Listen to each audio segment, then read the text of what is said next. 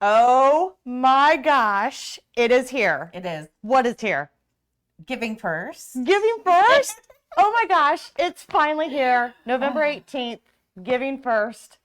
What is Giving First? Yeah, our families have been so busy. So Giving First, you know, our families have always been amazing in fundraising for us. And one year, Giving Tuesday, which is traditionally the giving holiday for charities, is always after Black Friday, Cyber Monday, Small Business Saturday. All the things. All the things. After we've spent all our money on these gifts, then the charities ask their supporters to give.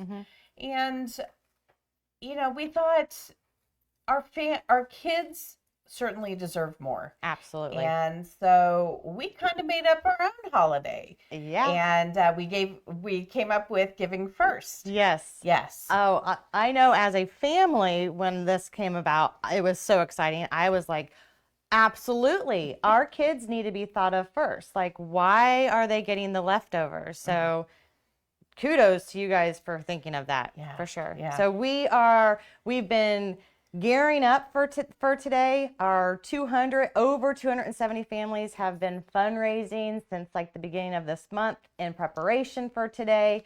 And we're here, and it's time to show that our kids deserve more than leftovers. Yeah. Yeah. And we have some amazing families. We have some here upstairs right up on top of us fundraising together. We also have some families that weren't able to make the trek out here to our headquarters, so they gave us some interviews as well. It is going to be 4 hours or more. We might be having so much fun we don't want to leave. Yes. But 4 hours of incredibly inspiring stories that really will make you want to give and give more, especially for these families who are deep into the fight. And, our goal is to, fund that hope for these families. Yeah. Give them the opportunities. Unfortunately, you and I were not able to have. So what we're doing today is super, super important. It is absolutely important. What you guys started 17 years ago has grown tremendously into giving our families more options than what they did when you guys were in the fight. But we're not done yet. We still have work to do. And we actually just had a grant cycle this summer. And how many grants were submitted? Oh my goodness. So hang on. I've got this written down because I will not remember it. So during the grant cycle this year, we had 35 grants submitted worth $6.7 million. Yes. And our medical advisory council spent months and months going through each one of those and only picking the very best for us to fund. And from that, they approved 17 grants at over $2 million just from that cycle alone. Yeah.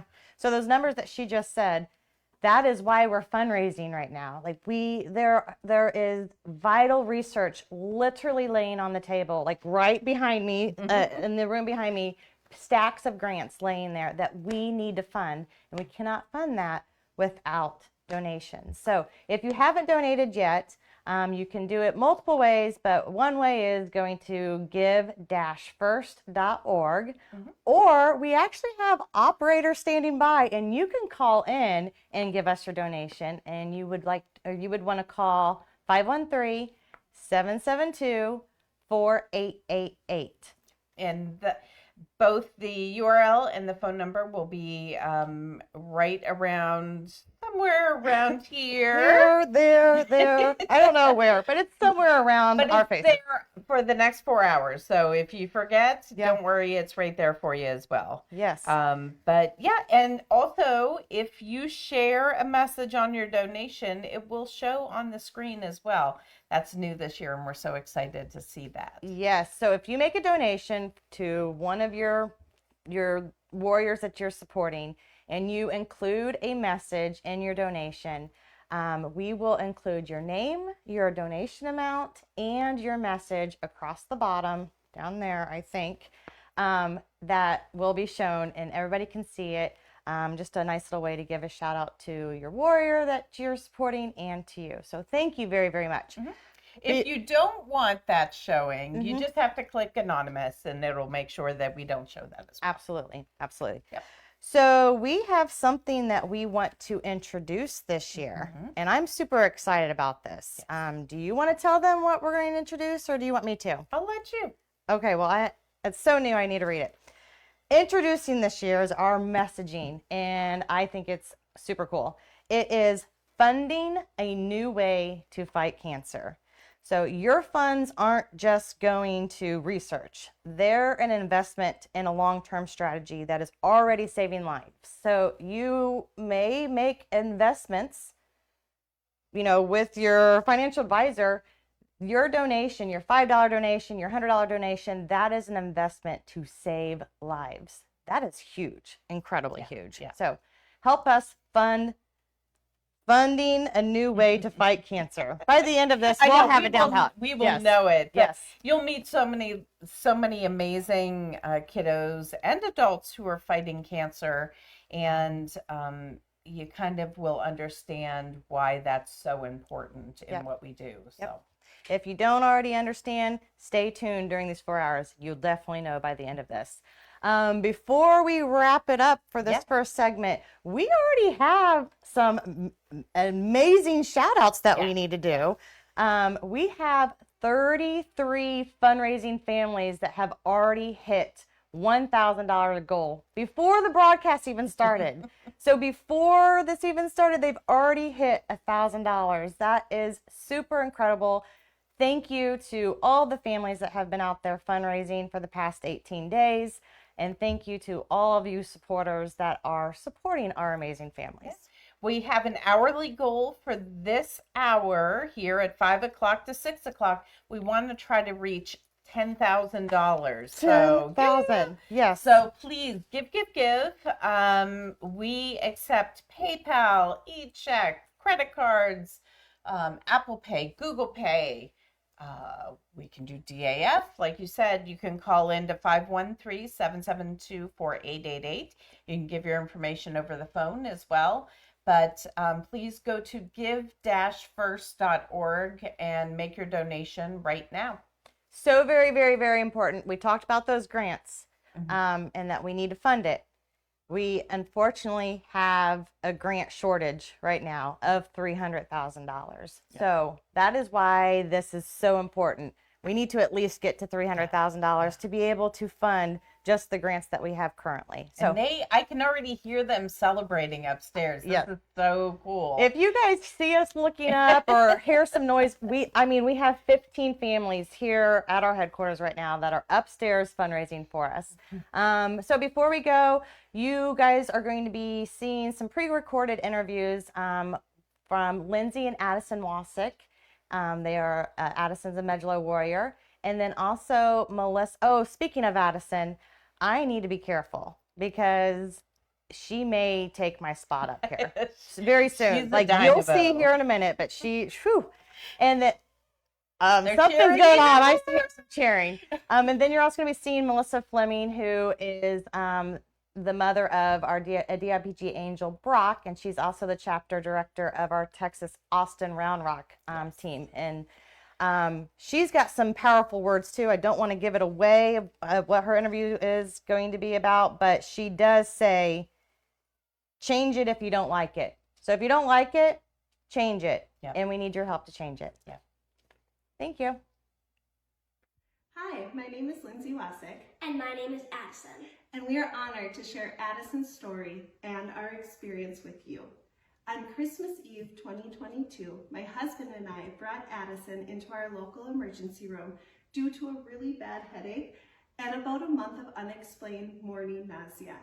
That evening, Addison was able to get an MRI, and a golf ball-sized mass was found in Addison's cerebellum. This was the moment our lives changed forever. I was 9 years old when I was diagnosed with medulloblastoma on Christmas Eve. Now I am 11 years old and in 6th grade. Some of my favorite things to do is to figure skate and spend time at the lake. Addison has always been so special. Addison is positive, resilient, caring, and so strong. We continue to see all these traits that make our Addison so special during our new life as a cancer family. Addison has a way in making connections, and our care team became part of our family. Addison is determined. She was determined to continue going to school during her treatment, continue to travel, go to the lake, ice skate multiple times a week, and continue to just live life as normal as possible. And Addison did just that. Throughout our entire journey, Addison continues to be the strongest one of all of us in our family. Adjusting to this new life was so heartbreaking. Our sweet, innocent baby now had to fight for her life. She had her entire world flipped upside down and had to grow up overnight. Learning that Addison had cancer is a moment that will be etched into our hearts, into our minds forever.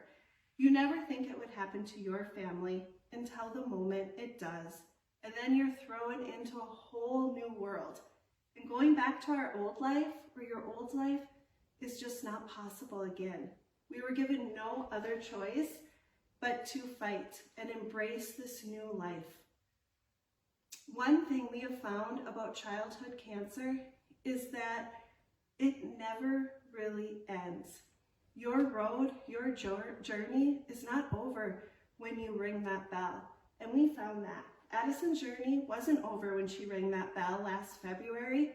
We continue on with physical therapy, occupational therapy, MRIs, blood draws, various appointments with a number of specialists, all because of the treatment she received to save her life. We really say her treatment is the gift that keeps on giving. This is why we believe in the Cure Starts Now, their mission and their purpose, supporting families, promoting awareness, and funding research for pediatric brain cancer. The Cure Starts Now gives us so much hope. This is the hope that we needed to keep us going on the hardest of days, and this is the hope that keeps us to continue going and fighting for more research, more funding, and most importantly, a cure. There's a fire inside of us, to honor Addison and fight for Addison and every single child who has walked this journey and who will walk this journey. Will you please join me and my family to find a cure? Please help create a better future for me. You can be a part of something so important, so powerful, and life-changing. Your support could mean the world to me. Please get first for me. Hi, I'm Melissa Fleming. I'm the director of the Austin Round Rock chapter, also known as Team Brock. My family and I started the chapter in honor of our son Brock. He was diagnosed with DIPG just a month shy of his 7th birthday. Brock was all personality. He would walk into a room practically jumping. He would hop. He loved to play soccer and go swimming. He watched Jurassic Park and Jaws, knew everything about orcas, everything about great white sharks, just full of life and wanted to be better. Our lives changed overnight. Brock was walking the dog with his sister and dad. He was running and he tripped and fell and he landed on his knuckles, and so he had a huge concussion. He just plowed the sidewalk. So we thought that we'd be cheering him for a concussion, but within 18 hours, he had partial facial paralysis. And then they did the MRI and gave us what's known as the I'm sorry speech. I'm sorry, but your child has cancer. I'm thinking, okay, I've seen the commercials, we've got this. I'm sorry that your son has brain cancer. And I'm thinking, well, that's not as easy. And then they said, I'm sorry, but there's no cure. Your son has 9 to 12 months to live. Go home, create memories. And you can imagine my disbelief. I couldn't believe that at this time we don't have better treatments for our kids. But I will tell you, Brock had concussion, his tumor's growing aggressively, and we were able to do a biopsy, and he, in essence, had brain surgery. So now 2 days later, he can't even hold his head up. So we started physical therapy, and within a month, he was walking again with a walker, And then 2 weeks later, he didn't even need the walker. And the physical therapist will tell you that's his determination. He wanted to be better. He was going to do it. He got back to swimming. He was able to play a soccer game that he loved. And he even joked around that what he wanted to do was kick cancer in the nuts. You know, forming this chapter, there's a lot of reasons, but one of the things is that Brock's friends, my daughter, none of them understood any better than us adults why this was happening and why we didn't have better treatments. And so I want to show them that no matter how bad it gets, you choose how to fight, stand back up and change it if you don't like it. I want our kids to be empowered. You know, we have been raising money for the Cure Starts now for over 8 years, and it's because of the progress that we're making, and we need your help. We're asking you to give first, put our kids first, donate today. I'm able to see where the money goes. It goes to the researchers directly, instead of the hospitals used for hospital operating expenses. The researchers come every 2 years to report in on their research. It's amazing to see the researchers, the pharmaceutical companies, the families, the foundations, all together with one common goal to find a cure. And they can't get duplicate funding. If they go and get funding from somewhere else, we'll pull it. So we're spending our money wisely. We're seeing progress, but we've got a lot more to go. Our kids deserve better treatments. Our kids deserve a cure. Please donate in honor of my son, Brock, but in honor of all of our kids so that future generations aren't going to have to go through what we did. Thank you.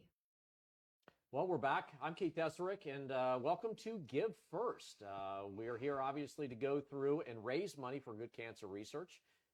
For those of you that are just joining in, we're just about to reach our first $1,000 that is raised, and that's in addition to what you guys have already done even before we got started here today. You can donate at give-first.org. You can also go ahead and call at 513-772-4888, and we'd love to have your donation, love to have your support. Have a chance to talk to Harley's family. This is Jill and Josh Hines. And Harley was near and dear to our hearts. I know before we even started talking, one of the things that you remarked is that she was always kind of playing practical jokes on you. Yeah. Tell us a little bit about Harley, if you don't mind. Yeah, so Harley was into cheerleading, swimming, gymnastics, diving, you know, always running 400 miles an hour. You know, so it was really hard when she was diagnosed and we started to watch some of those features and things that she loved doing falling away. We were still able to spend a lot of time with her in the pool through kind of a dump method out of her wheelchair into the pool. Yeah. Where she loves swimming. Oh, she? yes, absolutely. Yeah. Or just being in the water in general. So, yeah. Well, tell me a little bit about, you know, you come here, you made this a special trip. Obviously, you guys showed up also in the Cure Starts Now car that you have parked out front here. Yep.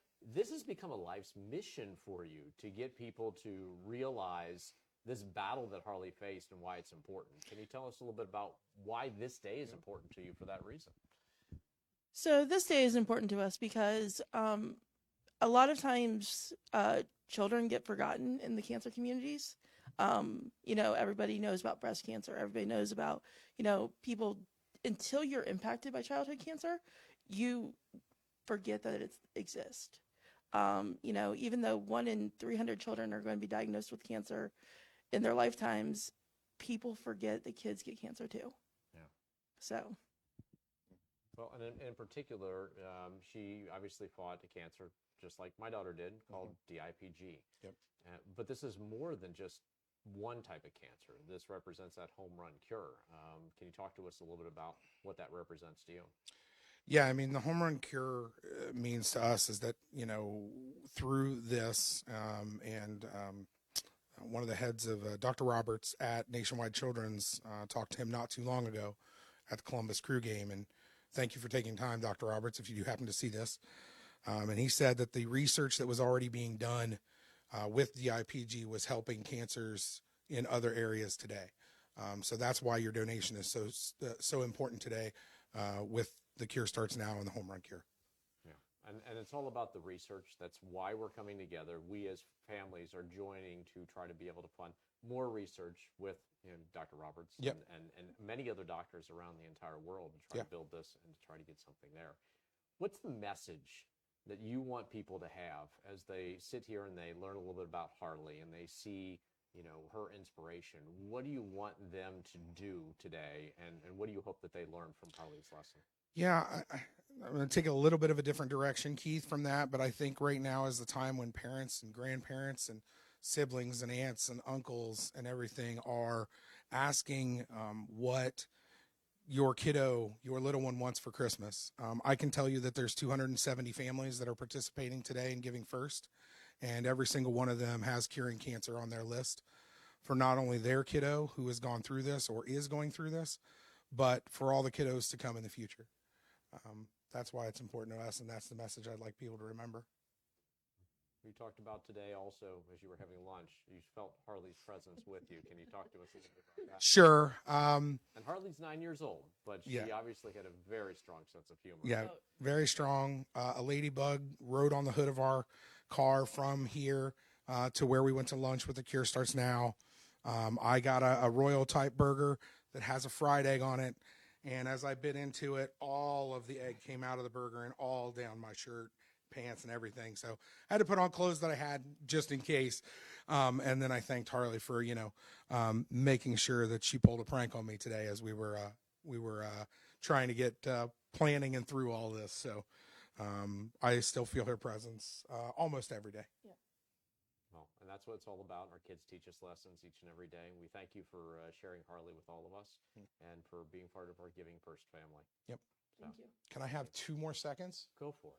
So I also want to thank The Cure Starts Now, and I've never said this to them, but on average, kiddos last for 9 months with the IPG, and I credit you and everything that your organization has done for the extra 8 months that we got with Harley. So I really appreciate that from the bottom of my heart.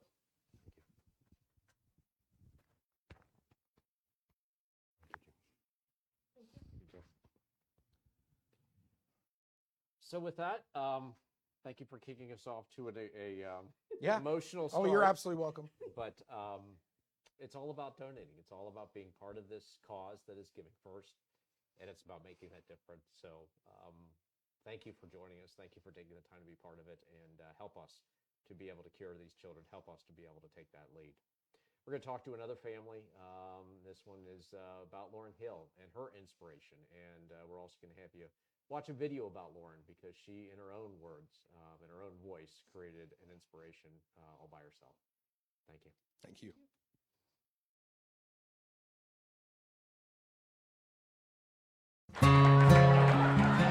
We introduced you to Lauren Hill just after her 19th birthday. We were at the impromptu post-practice surprise party. When I got home, I told my parents that I was going to wear it around underneath all my clothes like it's a superhero uniform.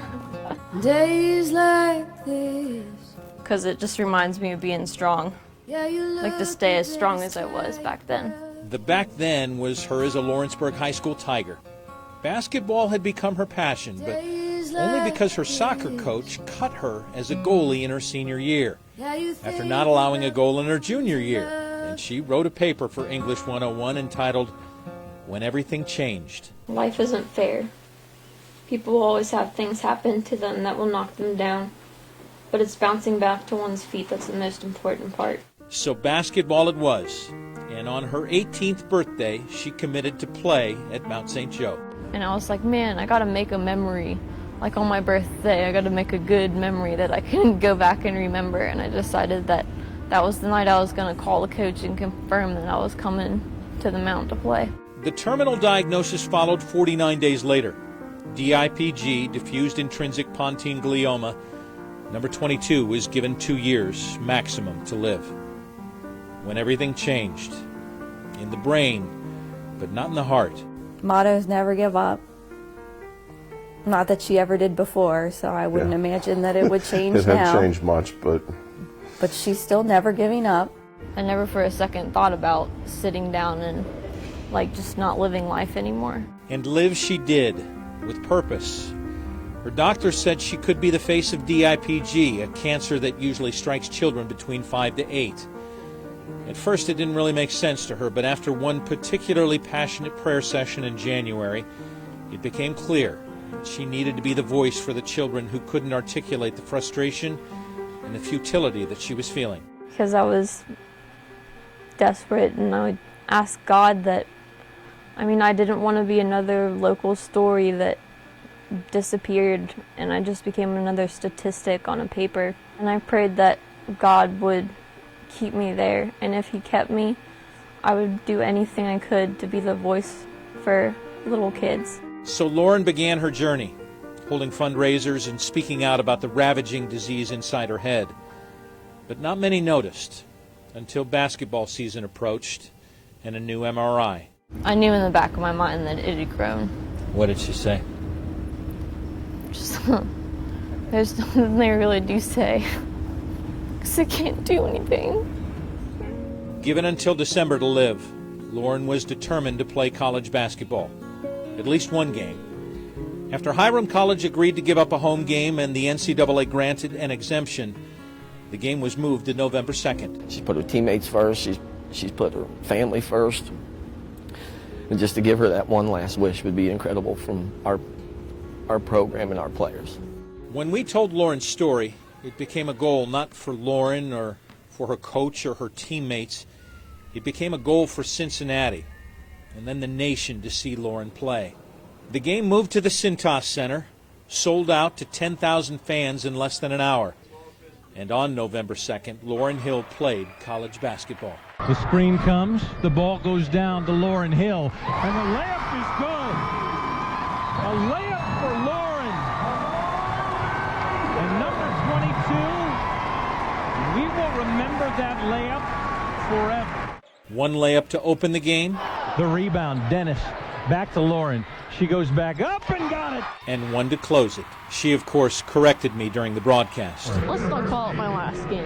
You want to go somewhere? This is my first collegiate game. She would play in 4 games before calling it a career, including a pair on the floor where she dreamed about squeaking those shoes.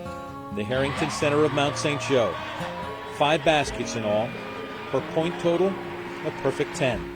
Lauren had a goal to raise awareness and cancer research funding. DIPG has taken away way too many lives, but now with your help, you can do Layup for Lauren's challenge. And that superhero that she wanted to feel like was born. Network interviews, international celebrity. Lauren was making good on everything she said she would. I'm just so happy that this is having this big of an impact. And I want to thank everyone for donating and helping research. The face for DIPG, the voice for the voiceless children, and the name behind the donations to fight the battle against pediatric cancer. I'm not fighting for myself. I'm fighting for others, and I'm fighting for the future. Because if we find a cure for DIPG, the home run cure, we can cure all cancers. On February 6th, in a private ceremony for family, teammates, and friends, Lauren was presented with an honorary doctorate of humane letters from Mount St. Joe's. A doctor of humanity at 19. It seemed appropriate. You have accomplished much, even more than most of us here could imagine accomplishing in our own lives. She was a huge gift from God, and if He takes her back, then we'll have to deal with it. But why we had her for 19 years, she was ours. From the time I met her until the time she left us, Lauren Hill changed very little. The cancer changed her appearance, but it couldn't change her heart or her desire to serve others and make a real difference. She became my good friend, and I love her. When I leave, that's why I'm not scared. I'm scared for everybody else, like my family, and how they'll handle it. I know they'll be fine. Goodbye, 22. You were a hell of a player, and when you came along, that's when everything changed. Let's just absorb it in. Listen to him chant.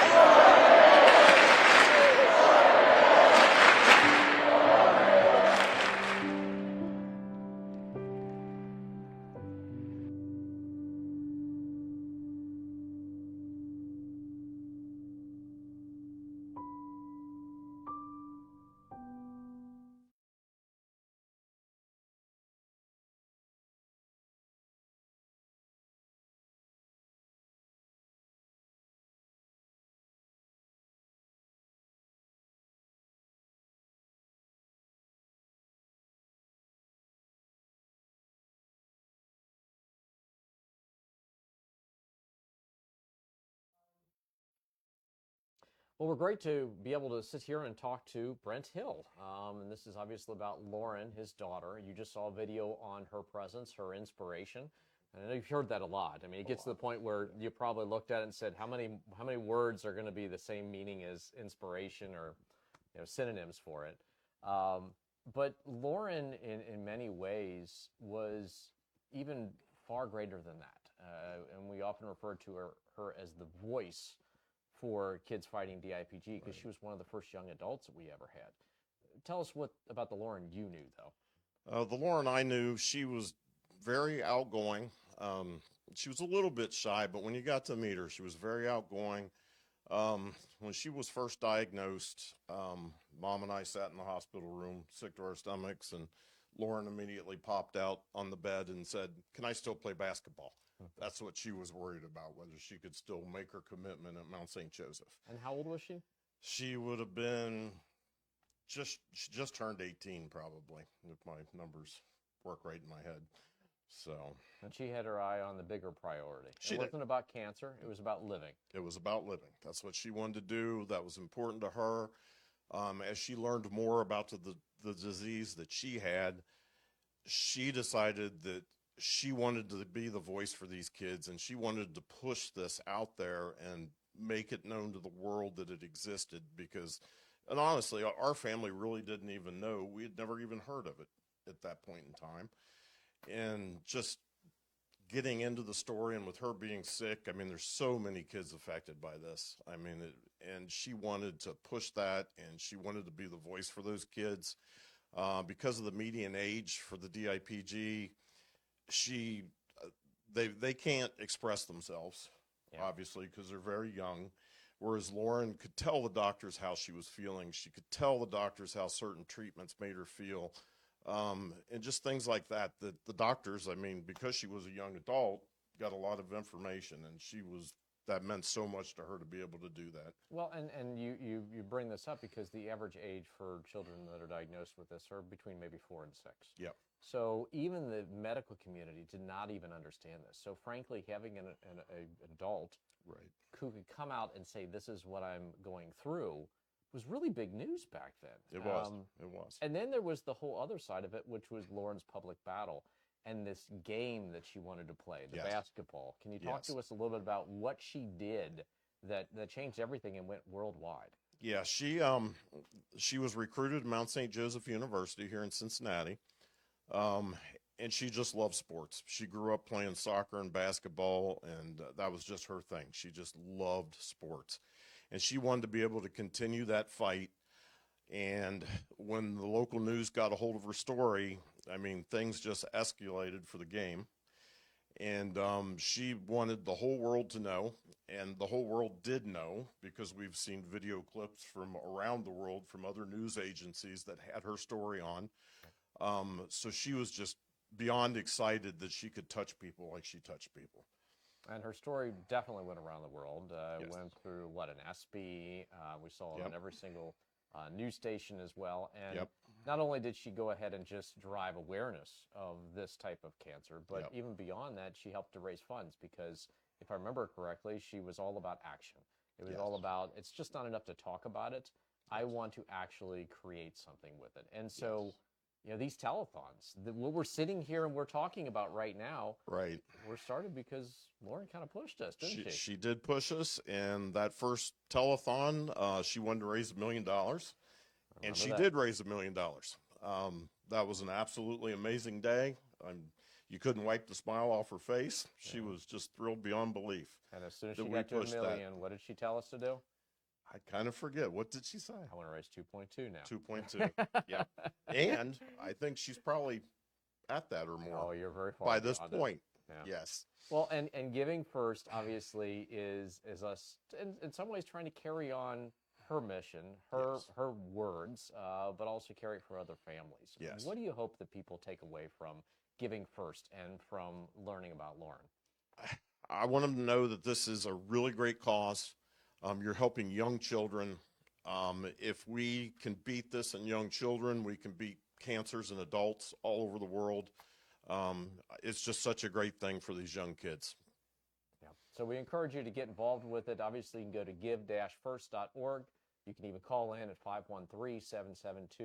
513-772-4888. And as Brooke said, you can do it either through credit card or through PayPal or through Google Pay or whatever the little things that we have that we can all use, Venmo. You can also do it just by coming in, and we have very special guests here today. It's the Roland Jokers. Yes. And I don't know if you want to tell a little bit. If you guys want to come on in here, talk to us a little bit. They actually came in and brought a check that this was done in connection with Lauren. Yep. Now, I'm going to stand up because they're a lot taller than I am, so you I'll can stay stand too. sitting because I'll block them. Can you talk to us a little bit about their event and kind of give an idea? Yeah. I know Todd from a previous car club. This is Todd. We're both classic car guys. The Rolling Jokers here, they have a car show out in Batavia, Ohio every year. And a couple years ago, they decided they wanted to start giving to the Cure Starts Now in Lauren's name because Todd knew Lauren quite well. Was friends with her grandfather. And we hope to keep doing this every year. Last year, we were able to donate $2,000. This year, we were able to have one heck of a car show and donate more. And hopefully next year, it'll be bigger than better. It's July 20th of next year, and it's called the Freaky Tiki Car Show. And we're the Rolling Jokers, and we're glad to have a cause to work hard for and have fun. And this is a perfect one. It gives me an opportunity to still work with the Hill family and feel like we're doing some good for the community. Well, thank you very much. We appreciate it. And thank you for coming in, Todd. And thank you for coming in. We appreciate you guys doing that. And it's a big check. I don't know if our screen's big enough to carry the whole entire thing, but we'll see what we can do. But it's for $3,200. So we appreciate it and helping to match donations. And that's just one more thing. Thank you, sir. We are using the funds that we have here today to also go and match donations. So when you give, your donation is matched 3 times over. So please join us. Please be part of it. Please donate. And we're going to be coming back to you with a little bit about what's going on in the history of cancer research and what we're doing with the funds that you are investing in our organization. So stay tuned. Please give first for me. Please give to me first. Your support and donations help kids like me have a fighting chance. Will you give first for me?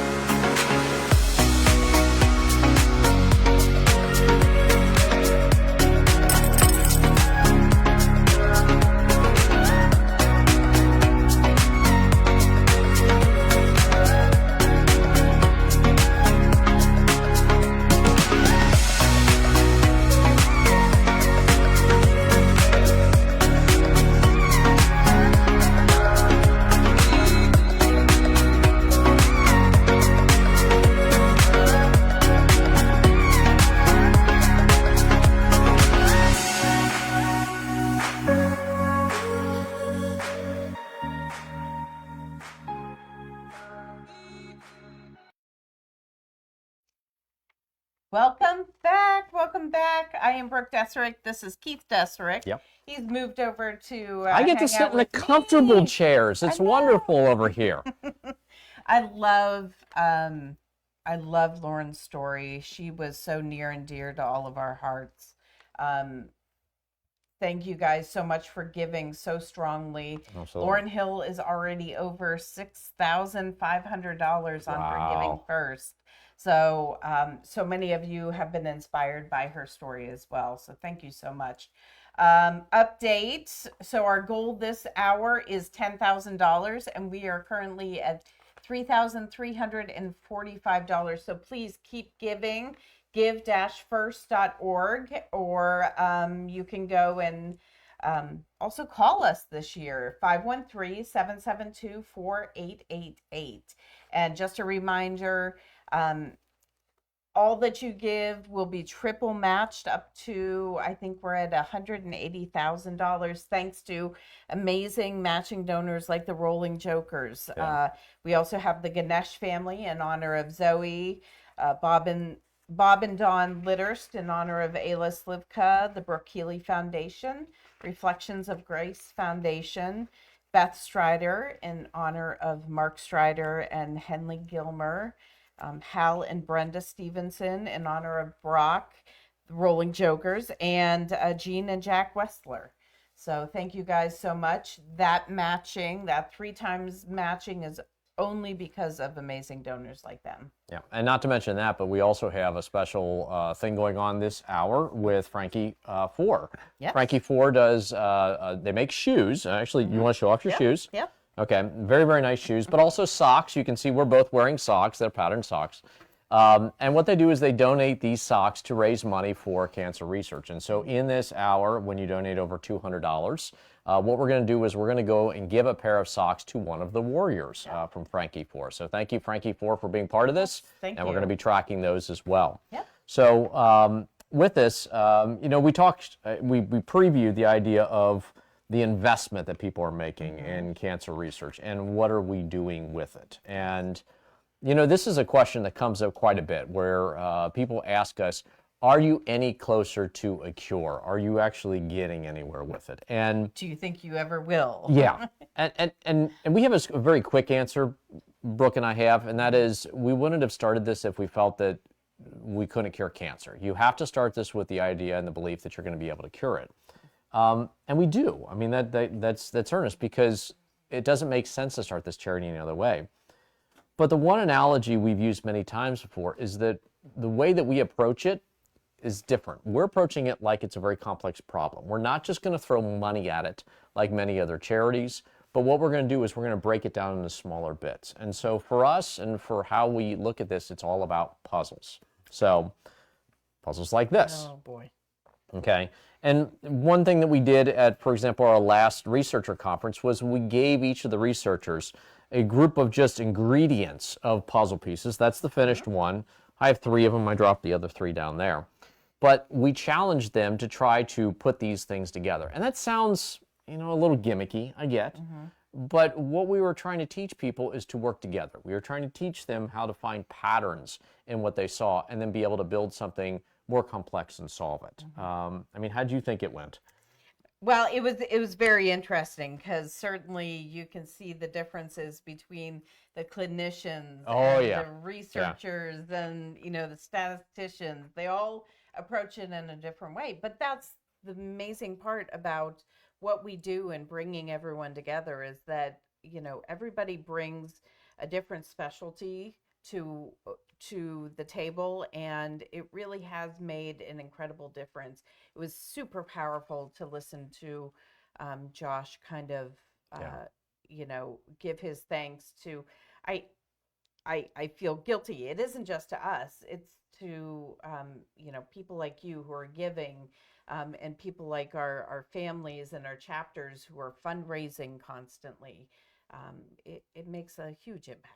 Yeah. Well, and that impact is not just what's being made with the family, but also in the results.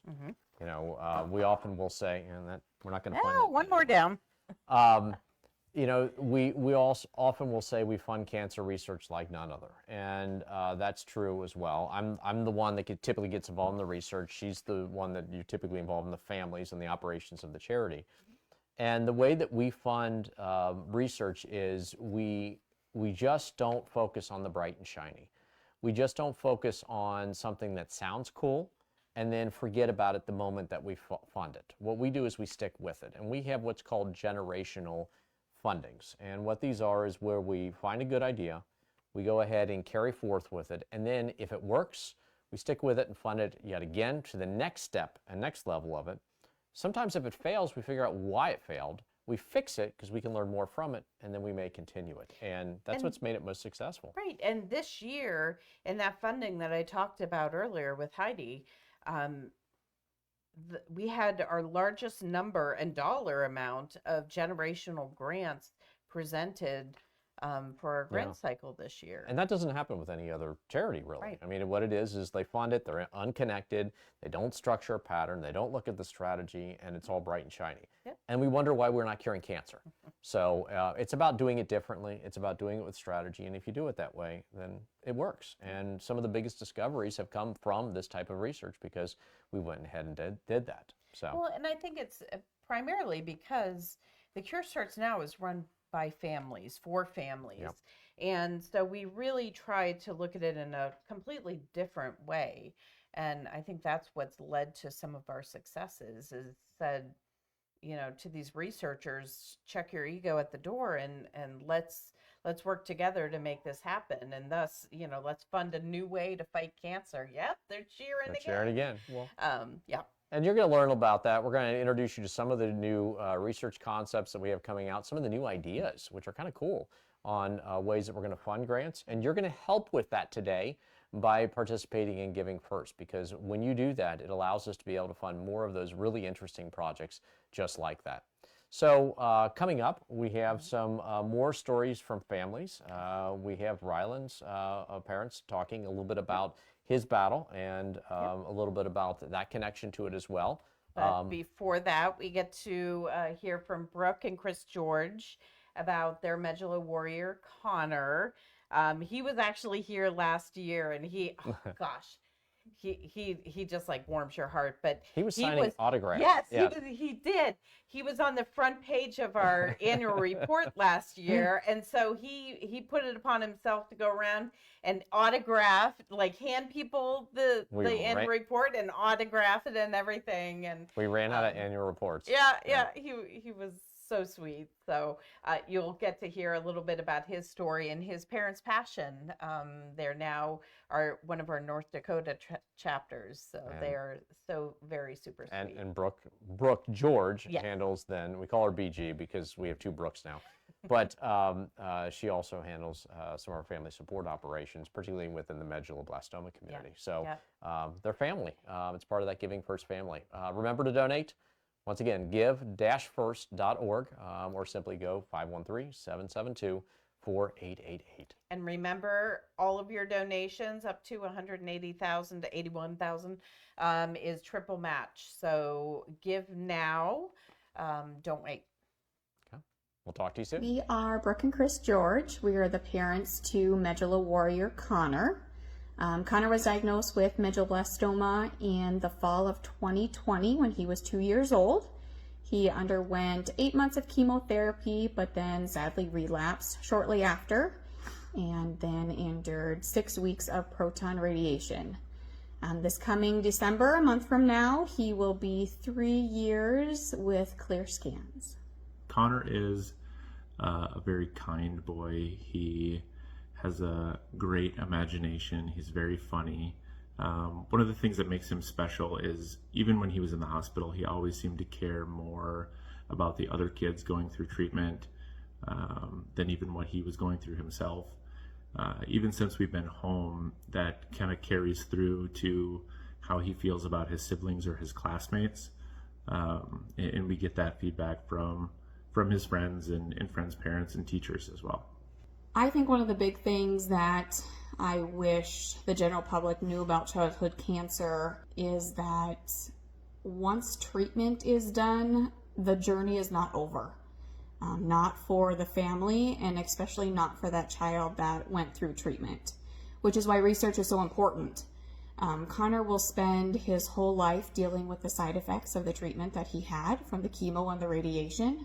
He will deal with infertility, struggling in school, struggling with growth, slower processing speeds, memory delays, just to name a few. So that's why research to find the cure is very important, but just to have treatment that could potentially lessen the side effects that the children have to endure after finishing. Second thing that I wish that people knew about childhood cancer is just the general lack of awareness and funding. There's a lot of big name organizations that people donate to, thinking that since it's a big name foundation, that money's going to go toward childhood cancer research, and it is completely the opposite. In fact, usually those organizations donate less. So if you want to support organizations that specifically target childhood cancer research, we know going through the Cure Starts Now that our donations are going directly to pediatric brain cancer research to find a cure for Connor and all the kids like him. So holiday season is approaching. We have Thanksgiving and Christmas and many more after that. And we have spent many holidays in the hospital just wishing that we were out with our friends and family. There is never a wrong time to donate, but donating during the holidays means a lot to the families that are in the hospital with their child, just wishing that they could be at home safe and warm. So when you are sitting down this holiday season, enjoying your time with family, just think about those other families and kids in the hospital and donate in their honor. We thank you for supporting us and our family, and we just hope that you give first for Connor this season.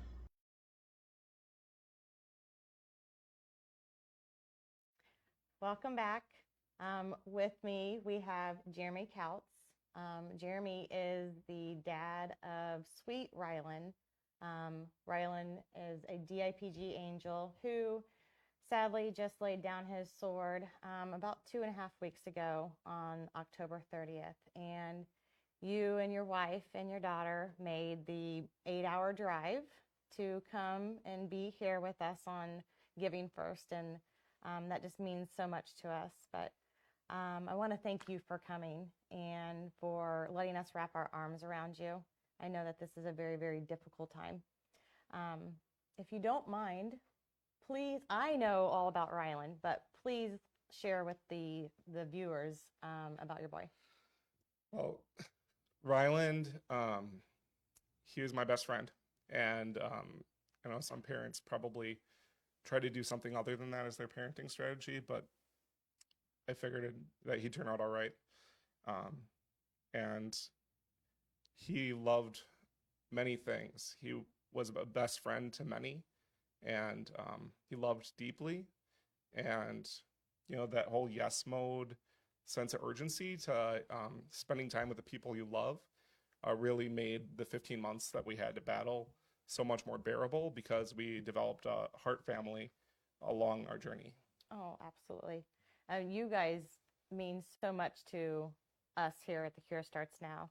Well, I noticed you're wearing the shirt that we had a campaign for. Ryland's Daycare actually came up with that design and pushed it out before we even had a chance to look at it.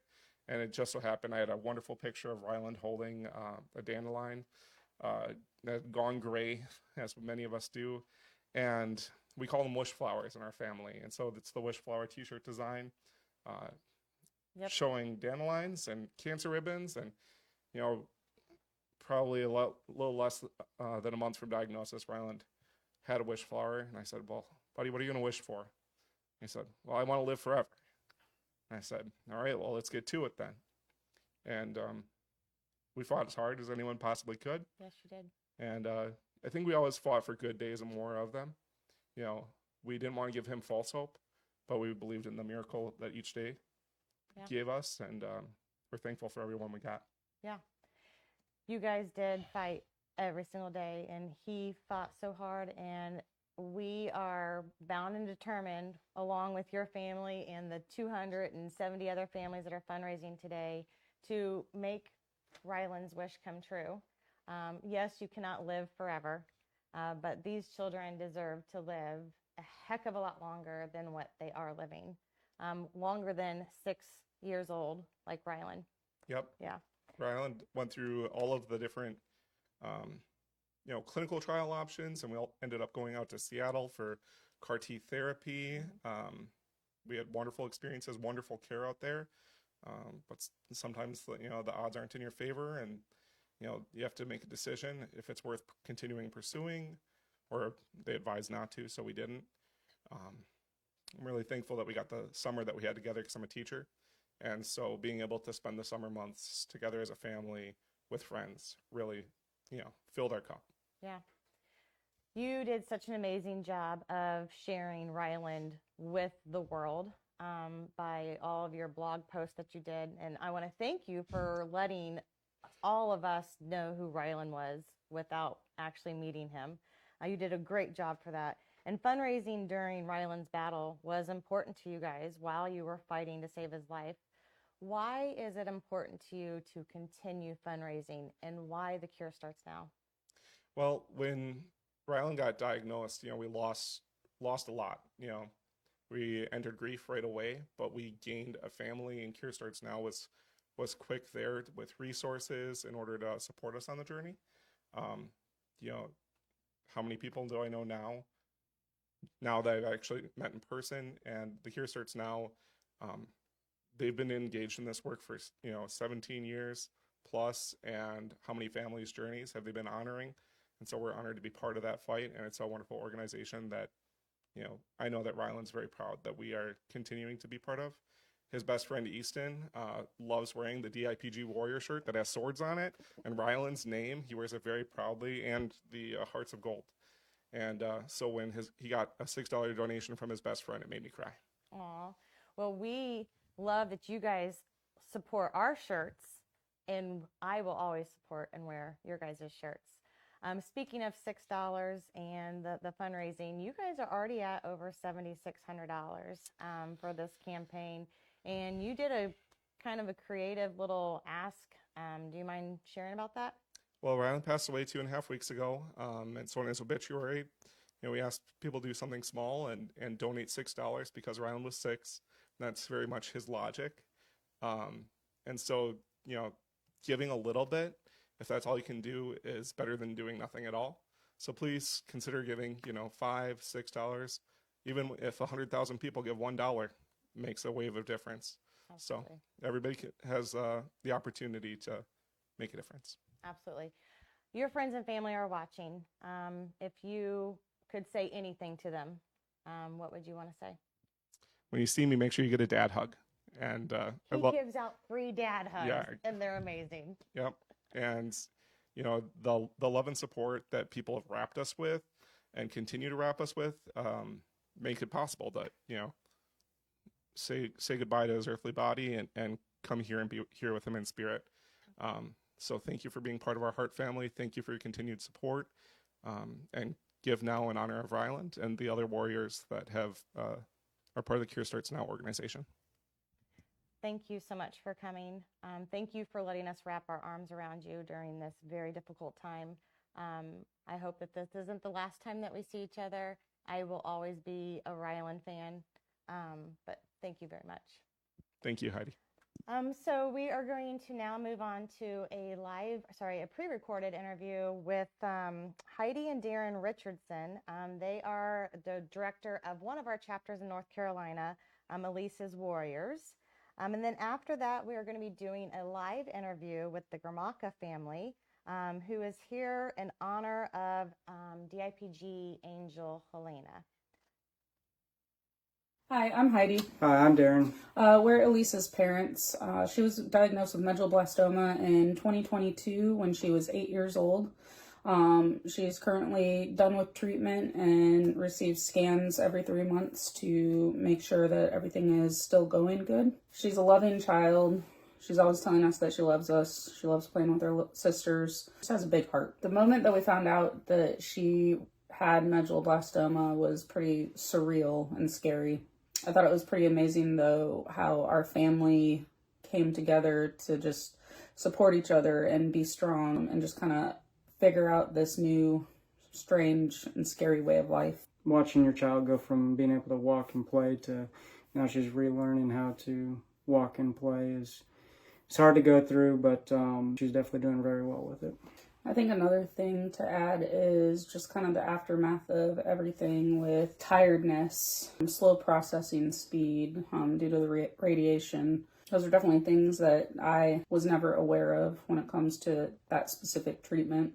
So that takes a lot of getting used to. I think even here we're going to be hitting our 2-year anniversary and it's still a little bit scary and hard to watch. Why is now an important time to donate? I think anytime, but especially now. Holiday season's tough for families. We were in the hospital around the holidays. It's hard to explain to a child that you're here, not at home. The donations are very important. It's most important with the Cure Starts Now is because they're donating and providing grants for research to be able to allow these kids to have less invasive treatments, less side effects, give them a chance that maybe they don't have at the moment. So please put kids like Elise first this holiday season by giving into the Cure Starts Now. All right, well, we're back. We're obviously going to be able to speak to the Gromacka family and talk a little bit about Yelena and her battle with cancer. But before we jump into that, let's talk a little bit about what you can do from your side of it. We ask that you go ahead and visit give-first.org or simply call 513-772-4888 because today is about not only storytelling but also about raising money so that hopefully we can stop cancer and be able to prevent this so that way kids like Yelena aren't fighting this every single day. So we're joined here by Daniela with regards to your daughter and her fight with it. Can you talk to us a little bit about what it was like when she was diagnosed and what you guys went through? Well, when Yelena got a diagnosis, actually was really hard because we did not know anything about childhood cancer. And then when you know how it is, your life changed overnight. You don't know what you are hitting and everything. But then somehow we find out the Cure Starts Now, and we met Haiti, who actually guided me through it, which one I was blessed. And that's why I'm here doing this, because without you guys, I will be lost. And she's the one who told me about the clinical trials and everything, and we choose the one in Nationwide Children's Hospital with Dr. Folati, which one was $596. Okay. So after that, her treatment just took the tools on her with the steroids and everything. But she was outgoing, trying to make it, her balance back, trying to do more sports, following her girlfriends to the volleyball games because she used to be a volleyball player. But those girls later show us support to doing the Gold Out Games in Yelena honor. Now, and I hear that the Gold Out Games were really what kind of drove community support behind your battle as well. Can you talk to us a little bit about that? Yes. Well, first game was while Yelena was battling. So they did it in her honor, and they let Yelena do the first serve, which ones make it everybody laughing because she was like, come on, this is my third try. Maybe I will make it now. And she did it. So we all laugh about it and everything.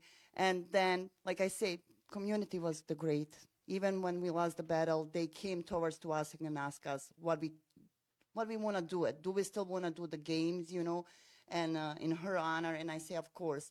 Well, now I'm having more people approaching to me, like her coach from gymnastic. She decides in April doing the meet in Yelena's honor. Oh, that's so we're getting a support. And I hope whoever watching now, they're going to donate it too, because we really need a cure for the cancer and for the treatments, because once you find out, we don't have enough for the treatments and there's no more funding. The federal funding was low. Well, and you guys battled with her how long ago? When was this? This was fairly recent, wasn't it?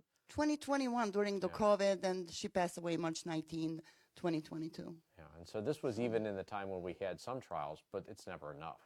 And frankly, there's not enough options. That is correct. Yes, that is correct, because none of them did not work. At some point they showed the proof, but then it just starts spreading more. Yeah. So. Well, and you're joined today by Luca and Katerina. Now, do you play volleyball too?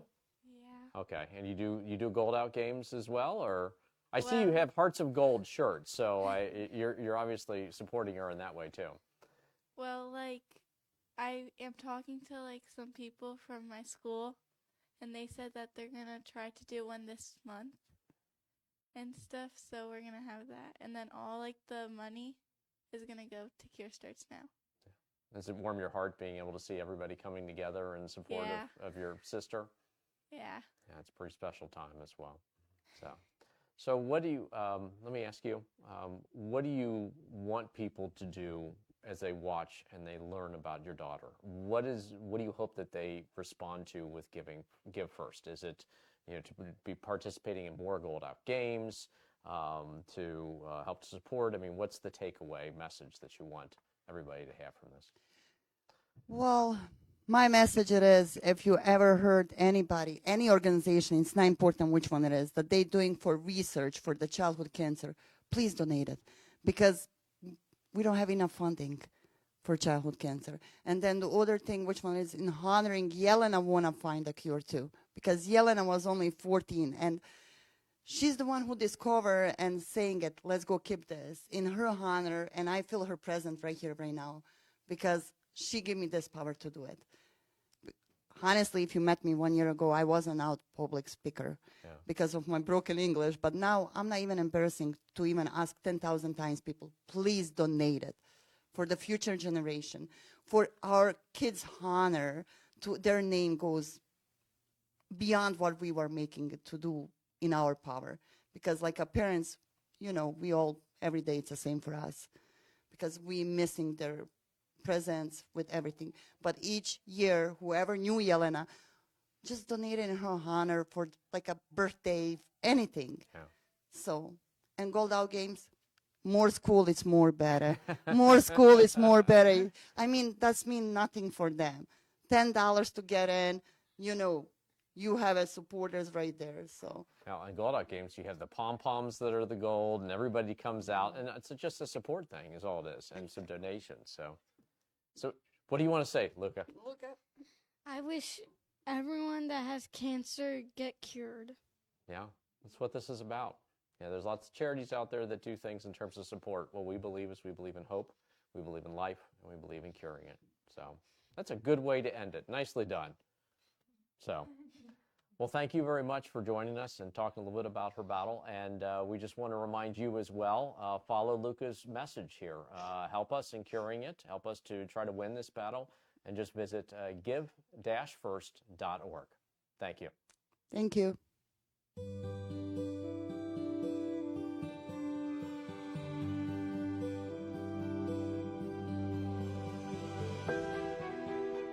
This is the first year, I've said it a couple times here in the last couple months, that I'm hopeful. And to me, hope was always a 4-letter word, and not in a good way. It's exciting to know all the research that we've funded over the past 2 years, and the things that they've been working on, to be able to get that progress report, and then to actually see the researchers and foundations and families, partner up or talk to the researchers, and things just kind of grow and steamroll out of these little think tank sessions. You have these moments where you kind of think, oh, is this really the greatest career? And there definitely are moments where you think, oh, I don't know if it's worth keeping doing this anymore. But I think, again, seeing the patients and seeing the families really, for me, reinforces why it's so important and why we need people that are really, invested in seeing this to the end. Sometimes you miss the goal being close in the laboratory. Yeah, I think it's essential. So the combination that happen in this kind of symposiums, where families and clinicians and researchers are together, I think is the best base for a good product. It's very special that there's patients and families here, because I've learned, just as we've developed clinical trials, the voice and the perspective of the patient and the parent is so important but so unique. So actually having them here, being able to hear their feedback in real time, and getting to interact with them is it's amazing. I wish all conferences were like that. Like, we've made progress. With understanding genetics and histones and the mutations, and I don't know, it's just exciting. It was like just science for a while, but now to know that there are children out there gaining longevity and living past the median age is amazing. Yeah, so we couldn't have got to this point without that funding that we received from the community, and the reality is we need that funding to continue. We need that support to be able to continue what we're doing and to grow and to take each of these promising ideas and turn them into reality, turn them into treatments for as many children as possible. So grateful for everything that's been given, and really hopeful that that will continue.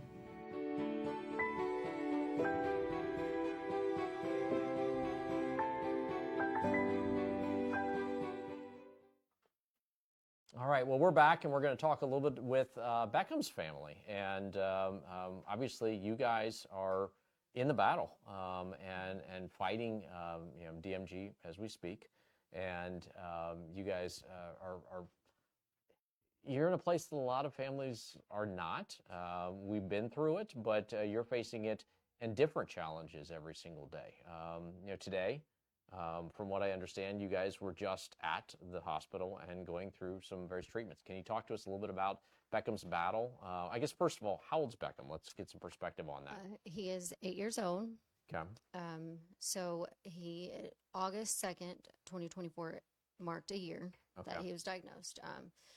So he woke up paralyzed on vacation, called for me, couldn't get up. I rushed him to the hospital. Is it full or just one-sided, or? From here down. Okay. Yeah. So they rushed him in to do surgery, inoperable surgery, but got the whole tumor. And from there, they couldn't tell us if he would walk again or not. Obviously, he has not regained that, but he's still incredible, does not miss a beat. It's like it never happened. So he's just going. Yeah, and then we came here last night. We woke up at 7:30 this morning to start appointments. He was not happy, not happy at all. An attitude like his mom's. But yeah, so we've been 7:30 this morning going strong with multiple appointments, traveling from downtown location to Liberty, and just finished his appointment for his MRI about 4:30. Okay. And this obviously you've been going through this for a year now, in this battle with it. A lot of people will say, well, there's more trials than there were before. But I don't think you feel that way. You feel like there needs to be more. And we still need to do more to be able to try to beat this 100%. cancer, because we need to get that hope for them. Yep. Can you talk to us a little bit? We can hear them upstairs. They're cheering. Yes. Okay. So something's going on, which is fantastic. But can you talk to us a little bit about what this day means to you? What does that research mean to Beckham? I mean, what's that hope that you're looking for? To keep him alive, Yeah. So. Well, you want to be able to see, you said, how old is he? 9, you said? 8. 8, okay. You want to be able to see 9. You want to be able to see him driving. You want to be able to see him graduate. You want to see all those things. And, that's what we're here for. We're here to try to, help to be able to fund that and try to develop it. Yeah. When you first connected with Cure Starts Now, how was it? How did you learn about our organization, or was it through some of the family support? Was it through some of the trial finders? I have no clue. I cannot tell you. I don't. Yeah, maybe you, but it's been amazing. Like, to have people. You don't want to be in the boat, but when you're in this boat, you need people like the Cure Starts Now to be on your team, and to have people. I know a few of you all I reach out to, and I'm like, hey, I'm having a hard time, like, just getting it out. And I mean, this. I would feel so hopeless in such a even darker place without the Cure Starts Now. This is like sunshine with all the darkness around us. No, and I agree with you. I mean, obviously I come from a little bit of a different perspective with it, and I hope that you never go through that. But what we're here for is we're here to hopefully be that family, to help you be able to find that support and be able to give you the tools and the resources that you need. I see your shirt. Okay, we've seen a lot of families who come in here with DMG Warrior shirts on it. That's a shirt everybody wears with pride. What does it represent to you? It represents Beckham's fight and trying to get awareness to DMG because before Beckham was diagnosed, I never heard of DMG. And a lot of people that I know have never heard of it. So I try to basically daily, I'll wear something cancer awareness for childhood, cancer, just to get the awareness out. And you're supporting them. It's it's being a cheerleader is what we're for what sure. we're trying to do with it. Yeah. So, well, You know, today's about message. Today's about having people learn from what you're going through and hopefully making it so we never have to go through it again. What's the message you want to give to people that are following you or listening to your interview here tonight? I guess I would say be here for support. And, when we ask for, like today, I've posted on Facebook for donations and stuff. I don't do it all the time, and this is not like I need to go shopping, but this is, to potentially save my son's life. He's not given a good prognosis, and there's a good possibility that I will lose him before I turn 30, and no parent should ever have to hear your child only has 6 months. He only has a year, or she, and, just the other day in the car, Beckham, and he doesn't, I obviously haven't told him how deep this goes, but we were in the car and he just says, Mom, I wonder what I'll look like when I'm 28. And it just hits you. And it's like, is this like, where are we going with this? And I understood him probably like me, but with short hair. But yeah, and then in that moment, I was like, wow, what will he look like? I hope he gets to be 28. So just all my friends or anybody on here, if that's the one thing you can do to help somebody. And I know a lot of people, they've asked on this journey, how can we help? How can we be there for you? Even just 25 cents, anything. This is how we're going to find our cure or our saving grace. And this is our hope. Couldn't have said it better. Takes a lot of courage to come out and do this after a long day. Yeah. I didn't know if I while could. You're in the battle. Yeah. But we appreciate you coming out and doing this because it's going to take all of us to be able to beat this. Yeah. So thank you for coming out. Thank you. All right. We're going to come back in a little bit, do some more interviews, do some more discussion about what is this event we call Give First. But you can go ahead and pull it up online yourself at give-first.org. Thank you. Please give first for me. Please put a Give Me First this year. Give First to me this holiday season.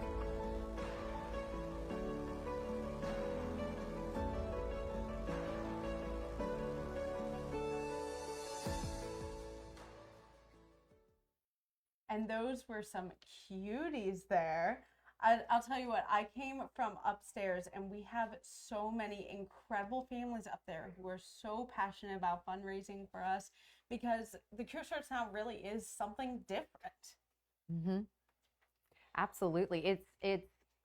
We're one big family and we're all, we have the same goal. And I know it's been mentioned multiple times. I don't know if you guys can hear upstairs. We've got a whole bunch of families upstairs and they're trying to raise money. We're trying to find the cure for sure. Families are at the core of absolutely everything that we do here at the Cure Starts Now. So heck, I mean, we're family. They let us sit in the big chairs and, I'm Jackie Criswell here with the Cure Starts Now, and Grace, I just know her as my niece, Grace, and they let us talk on camera here a little bit. But yeah, our Cure Starts Now family is very family led. Like I said, the core of everything we do. We have over 1,000 warriors of all ages that are part of the Cure Starts Now. Absolutely. And we even have a program just for our adults because there are adults who are diagnosed with DIPG, with DMG, and we even have a whole program for them called Club 22. And that was headed up by Lauren Hill, who you learned about earlier. She really was passionate about creating that voice for adults as well. Right. And 22 was her basketball number. So never give up. So we have that of all ages. So we say pediatric brain cancer, but it does affect adults. And so we want them to feel supported as well. In addition to all of our warriors, out of those warriors, we have 105 ambassador families. We have 52 chapter families. And of those 52 chapter families, we have 16 strategic leadership chapters. So I can kind of tell you what that means as well. And we have 25 collaborative members. So this is all one big family. But when I say a strategic leadership chapter, like what does that mean? What do they do? Those are some of our strongest chapters. And when you reach a certain level with the Cure Starts Now, you're invited to sit on our Strategic Advisory Council. And what that does is it puts you in the chair to review and look at the grants that the Cure Starts Now is wanting to fund. In collaboration with our Medical Advisory Council, that council will recommend grants that they feel like is going to let us reach our mission of a home run cure. They look at the grants, they see what we would like to fund with their medical expertise that I don't have, but I'm glad that lots of people do. And then they present these to our Strategic Advisory Council, made up of our chapters, which are our families, and they approve these grants or disapprove and talk about it. So our strategic chapter leaders get to look at what we're funding. They have a say in it. And absolutely, and that's what makes our chapter family so important, is that you're not just fundraising this money, you are also able to make these decisions, which is so important. And it's part of what makes being a chapter-led organization so different and so new to this space, among so many other things. Absolutely. And everyone is here with clear intentions. Nobody is here because they want their name on a discovery. We just want a cure. We want to cure this monster. We're fighting, all of our families are fighting so that no other family has to hear what they heard and that they went through. They don't want to have them go through that. So that's why we're all doing this together. And I love that families that are raising the money have a say in approving where that money is going in our grant approval process. Absolutely. So it really is, you have a say as a family with the Cure Starts Now, for sure. And it's not just fundraising and talking about the grants. We support our families in so many other ways. We have our Warrior program for DIPG and DMG, medulloblastoma, and brain cancer. Those are our over 1,000 families in our Warrior program. We also offer our resource pages like dipg.org and medulloblastoma.org, where it's just a great place for families to go to learn more about their diagnosis, and newly diagnosed, they can go there. We have our Trial Finder, which is a wonderful resource for families who kind of don't know where to start. And it helps them be able to put in a search term and look at all of the clinical trials out there. And then they can make their own decisions on what treatment works best for their family. Yeah, and what we found when we were supporting these families is, and we really listened to people and tried to figure out how best we can support them.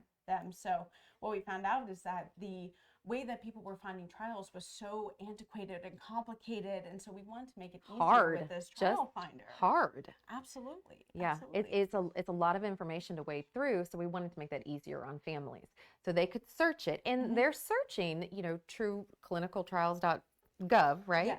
They're searching that database, but we're trying to just make it easier so then they can bring that to the doctor and just have that discussion for sure. We also offer the registry, DIPG registry, and patient consultations through that. So there are a lot of other ways that we like to support our families. And our Warrior program with our t-shirts, that some of you might see out there with our DIPG Warrior Shield or DMG Medullo brain cancer. We send out lots and lots of t-shirts because we want you to recognize the shirts and see somebody out in public and be like, I know that shirt, you're part of my family. I know that. So we do a lot of things to help our families, and that's why we're here. That's why we're family led. That's what makes us different. And we're one big chapter family, we're one big ambassador family, and we're one big family in general. And it's such a grassroots effort to support these families and to fund research because we're so family led. And we're also mainly family funded. We have 150 to 200 events every single year, which is families putting on events to raise money to fund cancer research, whether for their kids who are battling or to honor their kids who have passed. So it's really important to these families that we have these grassroots efforts like Giving First. And you're going to hear from some of these families in the next half an hour. You're going to hear from Joanna and Matt King from Indiana, who's one of our newest chapters. And you're also going to hear from Jessica and Adam from down in Texas. And you're going to hear from another Texas family as well. Melissa and Blair from Austin are going to be interviewed as well coming up. And our matching goal, just a reminder, is still $300,000. So definitely make those donations, and our hourly goal is at $3,100 out of $4,000. So we're so close, and make sure to get those donations in now so that we can hit our hourly goal and stay on track to hit our big goal. Yeah. And we've got a couple of challenges that our chapters have thrown out there we want to tell you about. Our North Carolina Elisa's Warriors chapter has said for every $15 that is donated to their chapter, they're going to share a special thing about their warrior, Elise. So I would love to hear those facts come through. So I want to learn more about Elise. So let's see those $15 come through. Absolutely. And we have a $1,000 donation in honor of Carter Woodall from Barrington Acquisition. So thank you guys so much for that amazing donation in honor of Carter. And we also have a challenge from one of our warriors. We have a Connor George. One of our chapters. Yes, Yeah, he's throwing it down. Yes, he's part of our North Dakota Connor's Crusaders chapter. And he's thrown down the gauntlet for his family. He just announced that if his fundraiser hits $2,000, he will be giving a pie in the face to a family member of his choosing at Thanksgiving. So make sure to donate to his fundraiser to get him to that goal, because I really want to see that video. Yes, I do too. And I feel like he's going to reach that. So I don't think anybody is safe in the George family. So they might need to be nice to Connor so they don't get that pie in the face. So thank you so much. Yes. Thank you guys so much. My name's Joanna King. This is my husband, Matt, and our son, Hayden. His older brother, Carter, who's pictured behind us, was diagnosed with DIPG when he was 5 years old. His battle lasted for almost 18 months, but now he's going to be forever 6 years old. We've teamed up with the Cure Starts Now in hopes that one day, no child or family will have to experience the hurt or loss that we've been through. Carter had the absolute best personality. His sunshine would radiate off of him when he'd walk into a room, and he was always empathetic. And Carter always wanted people to be happy, knew just what to do to cheer you up. He'd tell you jokes, pull you in close, put his head on his shoulder, always with a hug. He'd bring you snacks, play games. And he was extremely smart. Carter knew over half the bones in the human body. And he was big in aviation, engineering, and anybody who met Carter couldn't help but fall in love with him. The moment we found out about Carter's diagnosis is a time that I'll never forget. We found out that he had a brain tumor. With this brain tumor, they only gave him 6 to 9 months left to live. They said, make the best of it. There's no cure. No one specializes in it. We were completely devastated, and Carter was the answer to every dream, wish, and prayer that we've ever had. He was completely perfect in everything we'd ever hoped for, and now it was all getting taken away for good. Carter was able to deal with the tough days because he didn't know the severity of his diagnosis. Because in reality, that would completely crush his spirit. And on the hardest days, Carter still went in with a positive attitude, was always chanting, MRI, MRI. And he had his favorite swear word for blood draws. The only time he was ever allowed to say words like that, but it put everybody at ease and made everybody else laugh. The Oreo and strawberry banana smoothies were always ready to go at his appointments once his team of doctors really got to know who he was. Carter's cancer journey has motivated us to advocate for cancer research because we have not only lost the best human we've ever known to exist, but we've also seen the dark side of what cancer can do to our family and so many others. Families in this battle rarely talk about the horrific things we've been through and seen, but it needs to be stopped. If we don't fight together, who knows how many families will be affected for many more years. Let's fight this from the core. Childhood cancer taught us that no matter how careful you are, giving them the best you can, cancer can still happen. We thought since our child was born happy and healthy that we'd be okay, until the day we weren't. Cancer is like a bomb that you have to navigate through blindfolded. The ones you love beyond words depending on your every move, only for it to still not be good enough. And the survivors learning how to navigate their new life while being traumatized and missing the part that made them happy and whole.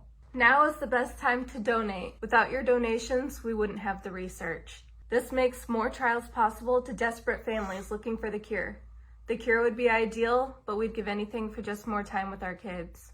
Kids battling cancer deserve more than leftovers. While you're thinking about giving your family the best holiday you can, we're wishing our family could just be whole again. Our 4-year-old not wondering where his best friend and big brother went and why it happened to him. Please put kids like Carter first this holiday season by giving to The Cure Starts Now. Your donation is being matched 3 times. This triples the impact in the advancement of the cure. Hi, I'm Jessica Santos. This is my husband. I'm Adam Santos. And we're here representing Belle, also known as Big Brave Beads. You're going to see a lot of Belle stuff right behind us. She definitely lives in our hearts every single day. She was 6 years old when she got diagnosed, and she battled for just under 5 months, passed away right before her 7th birthday. And we are a chapter with The Cure Starts Now because we want to always remember her and honor her legacy. One of my favorite memories with Belle would be just riding in the car with her to school. She would often sing songs without the radio. She would just break out into song and sing. And that's something I always remember whenever I'm in the car driving sometimes. And then, of course, dance if we're at home as well, too. She loved to dance around. Belle wanted to turn every day into a good day. So we were getting treated during the time of COVID being very high. And one of the highlights of her day was picking out the decoration of a face mask and seeing Belle get excited about these small details help make the day go better. She eventually lost her ability to speak about the last month of her life, and it was really hard, but she still smiled and she still gave those thumbs up, and she still wanted her hair done and she still wanted her bows, and having those still playful childhood moments with our girl meant a lot to me to get through those days, and I know it definitely helped her sisters. We knew it was so important for us to carry on Belle's legacy. Over and over again in our journey, people said, you have to have hope, you have to hold on to hope. And to be honest, that was really hard, and a lot of days I didn't. But there was one hope that no matter what we could hold on to. Is if our daughter couldn't fight this, we were going to help make sure her legacy did. So we were able to donate her biopsy, her tumor, and be a chapter with The Cure Starts Now and raise money and awareness, because we don't want any other families to go through this. Any family that's fighting today has more hope than we did, because we're going to find the home run cure, and Belle is going to be a part of that. When it finally happens, we're going to be able to say our family was part of this journey. Belle was a part of this journey. I don't think we're ever going to forget the day that we got called into a room and we learned for the first time what DIPG was. We'd never heard those letters combined together, and we definitely had never heard that diagnosis. I knew we were going to have a fight and cancer ahead of us, but I thought it was going to be a battle we were going to win. I thought there was going to be hope. And when they told me that her prognosis was 6 months, maybe with radiation, maybe 12, and to go home and make memories, my life changed forever. And we had to fall apart in that room and then somehow put ourselves back together. One thing that I wish people knew about childhood cancer is we have not cured it all. We are not there yet. And as much as we love your good vibes, we need your support. We need you showing up. So now's the time to donate, because this is a Giving First campaign. And while we're in the season of giving and buying presents for our kids, I think it's important to think about all the children who won't be getting presents this year, and all the families who are spending their last Christmas, their last Thanksgiving with their kids. And we don't want any family to have to go through that. And I know you wouldn't want to either. If you knew a family personally that had a child fighting through cancer, you would be at their doorstep every day. And we know that you'd be doing everything that you can. So what this charity is all about is about helping out those families by putting research in the hands of scientists who can help find cures and help make more promising methods for treatments for kids, so they don't have to make videos like this, and we don't have to have fundraisers like this. And I think we all look forward to the day where we have had the home run cure and all the donations have come together to make all these treatments possible for kids. And so we thank you for your donations, and we want you to just be thinking about all the kids this holiday season and all the families this holiday season who are going to be fighting. What you give today could save a child's life, make or break a family. Give today in the honor of Belle Santos, give in the honor of any child that has fought or is currently fighting, and let people know that's why you're giving this holiday season, and let them know that's what you're choosing to spend your money on to fight for a cure. So we met our hourly goal. Really? That's as much as we can muster? Come on, that really sounded sad. There we go. There we go. So it's time for, we need like a sound effect, like stretch goal or something like that we can play up.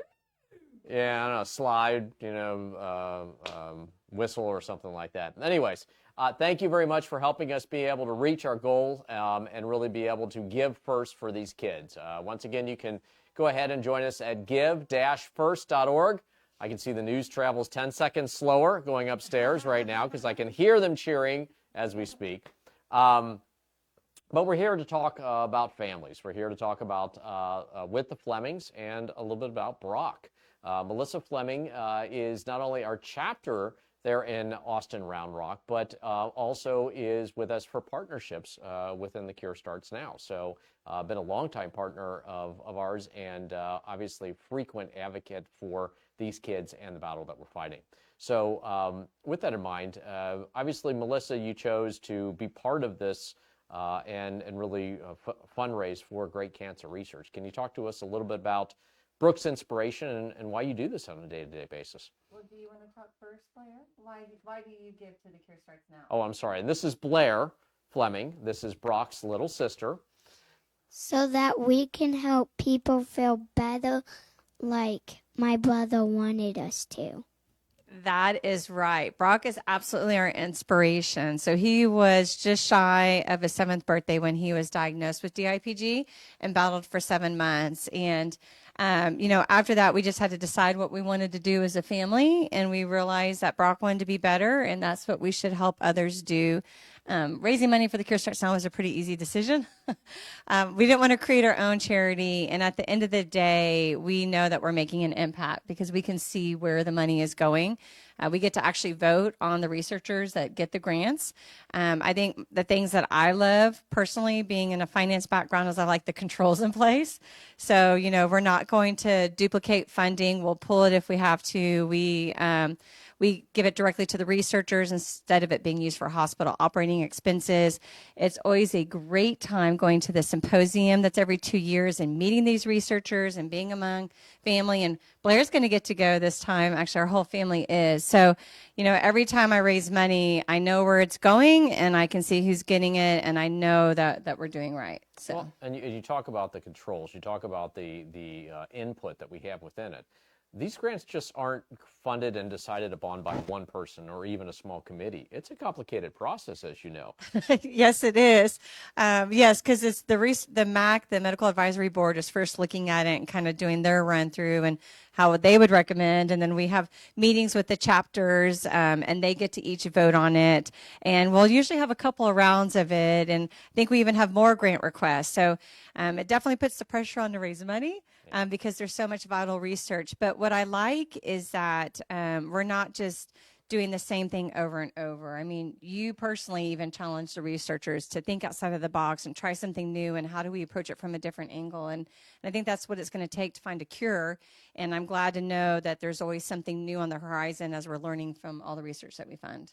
And a lot of times people feel that the research is just created within the medical community, that we sit back and just kind of wait for it to happen. And it really isn't. You've seen that happen in real life as well, haven't you? Yes. And I think that's when it's coming to challenging those doctors to think outside of it. And when we have our symposium, I think that really, you have all these researchers that are together, they're all collaborating, and then they start spurring ideas for each other. So that's pretty powerful too, to see that these researchers work together, not against each other or hide. And like I said, you do it too. You'll go to them and kind of push them to think outside the box. So we really see it come together with the grant requests. Yep, I would agree. Well, you do this obviously for personal reasons with Brock. I can see Team Brock. You're wearing Team Brock on your shirt right there. And you got his button right there as well. So I don't know, Blair, do you want to give us any final words at all? Or any suggestions? People should donate. Do it for all of our kids, right?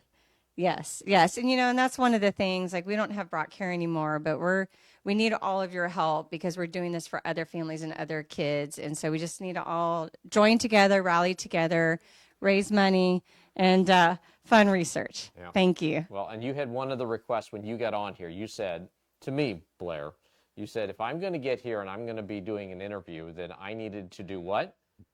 What does he have to do?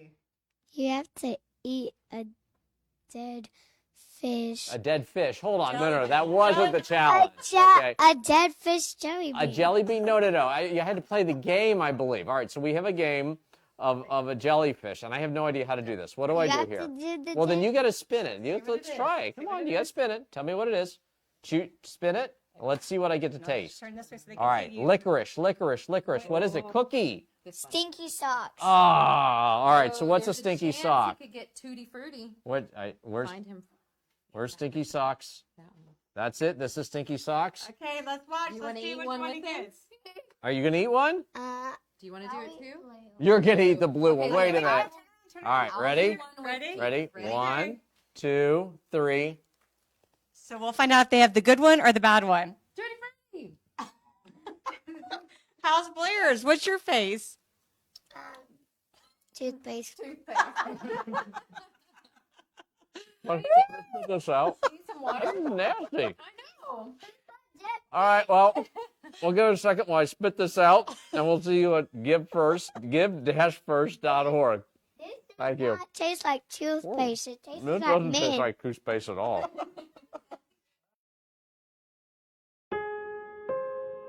Elena was always a very quiet and thoughtful little girl, and she would sit there and draw pictures and write letters and write books, and she loved to just be able to give her emotions and put it on paper and tell you that she loved you. Brooke Deserick and her husband Keith never intended to start a nonprofit. A personal crisis led them to public service. Elena was diagnosed when she was 5 years old, and it wasn't just brain cancer, it was the worst kind of brain cancer you could think of. Diffuse intrinsic pontine glioma, DIPG. 9 months later, she passed. The Desericks kept an online journal to remember their daughter. We wrote that journal for my younger daughter so that she would remember Elena. But it turns out Elena's younger sister Grace wasn't their only audience. We found out it wasn't just a journal for our family. We had over 8,000 visitors a day. And while the Desericks were writing about Elena, she was writing too. After she had passed away and we had started putting our lives back together and unpacking from the construction, we started finding notes. And there were notes from Elena, and most of them just said, "I love you, Mom, Dad, and Grace." One day we were looking through a whole bookcase, and in between every single book was a note. Just her little way of continuing to tell us that she loved us. It became what is today Notes Left Behind. I don't want to believe that she knew she was going to die, but it was certainly a gift that she left us. The Desericks launched The Cure Starts Now in 2007 so that no other family has to battle this type of cancer alone. When Elena was diagnosed, there was like no treatments out there. There was no hope, no options. Government isn't funding DIPG research. The only money that's coming in for DIPG research is through private foundations like The Cure Starts Now.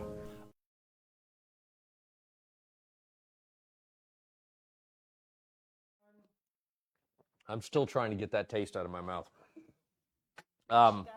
Yeah, that was nasty. Well, obviously, we're continuing this fundraiser here for give-first.org, and it's all about the stories of the families, and I have the opportunity to be able to speak to Shannon Nelson about her daughter Sarah and your battle. And I was surprised right before we started this that she was only 8 at the time. I didn't know that. I thought she was a little older. She had just turned 8 about a month before her diagnosis. And this was, you said, roughly about 12 years ago. Yeah. That she was fighting this. Can you talk to us a little bit about Sarah and who she was, and kind of tell people, how you knew her? Yeah, Sarah was into everything. She was very busy. She started walking when she was 7 months. She was crazy in everything she did. It was no surprise to me that when she met Dr. Trent Hummel, she said, "I would love for you to make me a pie." And he did. So yeah, she was not afraid to speak her mind or to ask questions or to do anything. Well, we have Dr. Hummel coming up in a little bit. He's standing out in the hallway here to go ahead and tell us a little bit about research too. So very talented team that you had behind you with, Absolutely. with research. Very lucky. But even still back then, there wasn't enough trials. There wasn't enough options for you. No, we were lucky at that time. We had 2 options. So a lot of families at that stage didn't have any options. So we were lucky to have 2. And it's been amazing to see the amount of growth of research and just all of the possibilities that are open now. Some of the children are living a lot longer. They're giving a lot more life expectancy at diagnosis, which is wonderful. Well, and I think we are seeing that hope. We're seeing that expansion of it. Certainly not enough. I mean, when we're talking about it, we're talking about 9 months. And it was 9 months for my daughter as well. But what we want to see is we want to see that grow to years and years and an entire lifespan is the idea. You've been with Cure Starts Now for some time now, and you have a chapter that focuses on building this. Can you talk to us a little bit about why you choose the Cure Starts Now, what you see different in this organization? Yeah, I really love the home run cure. I love that we are researching things that are novel, things that other organizations wouldn't dare fund. We're willing to put some risk out there. And, you know, with great risk comes great reward sometimes. So that's what we're looking for. And you understand that as well because you come from also a little bit of a background in the medical field as well, too. I do. I'm a pediatric nurse, and I work in clinical research as well. So it's been really fun to fund some of this amazing research that's happening, and most recently being able to fund some in my own hometown. So that was really exciting. There's a doctor at the hospital you're at, too. I was kind of surprised. It was, yes. And I was very pleased to be able to help announce that for them. So. And what you're talking about is we do these grant presentations to doctors. Yeah. We don't tell them we're going to do it. So think this is like Publishers Clearinghouse, if you would, to be able to surprise the doctors when we're telling them we're just going to ask about questions and we say, congratulations, you're getting a grant. And so it's very exciting because they usually think they're coming to give us more information. And it's exciting to be able to say, no, we're here to give money to you and to make it personal, to say, you know, this is about my daughter that, you know, and this is about this person's daughter and we're all on the call. So I love that we get to participate in that. Yeah, that's fun. It's nice to see it, but it has good purpose in why we do it. So what's the takeaway that you want people to know about, you know, obviously Sarah and why you do this and what you want them to do here today? So Sarah really wanted to get out the ball in her head. That is what she called it. And she wanted no other kid to have to do this. She said she couldn't run or jump or play anymore, and she wanted the ball to go away so that she could. And she didn't want anyone else to have to do that. So she wanted all of the money to go to her doctor because she knew her doctor was going to do an amazing job with DIPG. You know, the Cure Starts Now, not only do they partner with the doctor that Sarah had, but she, you know, they also are very, they look at all of the studies. There's a lot of rigorous information that goes into looking at what's going to be funded. So I love that that's what I get to do for her. Well, and I think that's a perfect way to end it and take some inspiration from what Sarah has taught us. So, well, once again, please learn a little bit about these stories. Please give. Please help us to be able to fund more research and more of these grant presentations like we talked about. And just by going to give-first.org. Once again, give-first.org. We'll talk to you soon. Please consider giving first to me and the Cure Starts Now. Will you help me and give first for me?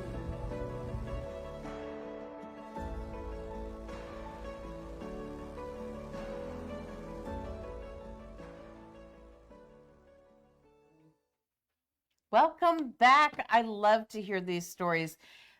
Shannon has been a chapter with Cure Starts Now for so long, as well as Melissa. And I love that she brought Blair, and Blair is so sassy. Oh, yeah. I love it. I can see Brock in her as well. So Absolutely. it is amazing. But Welcome back. We are about $300 short of our hourly goal. You guys blew the hourly goal out of the water, so I said, nope, we're gonna up that a little bit. So our new stretch goal is $6,000 this hour. So please, please, please give. Let's try to reach that hourly goal like we did last time. That's quite amazing. Absolutely it is.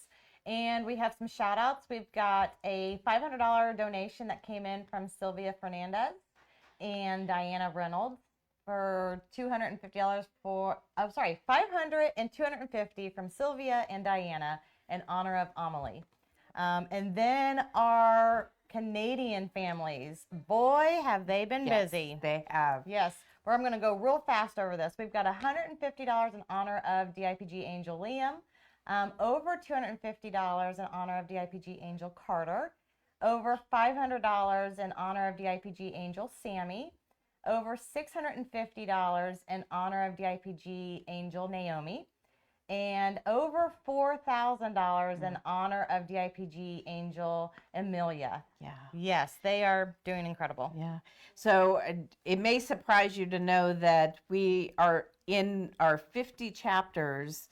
That includes chapters in Canada, in Australia, and soon to be officially announced, Japan.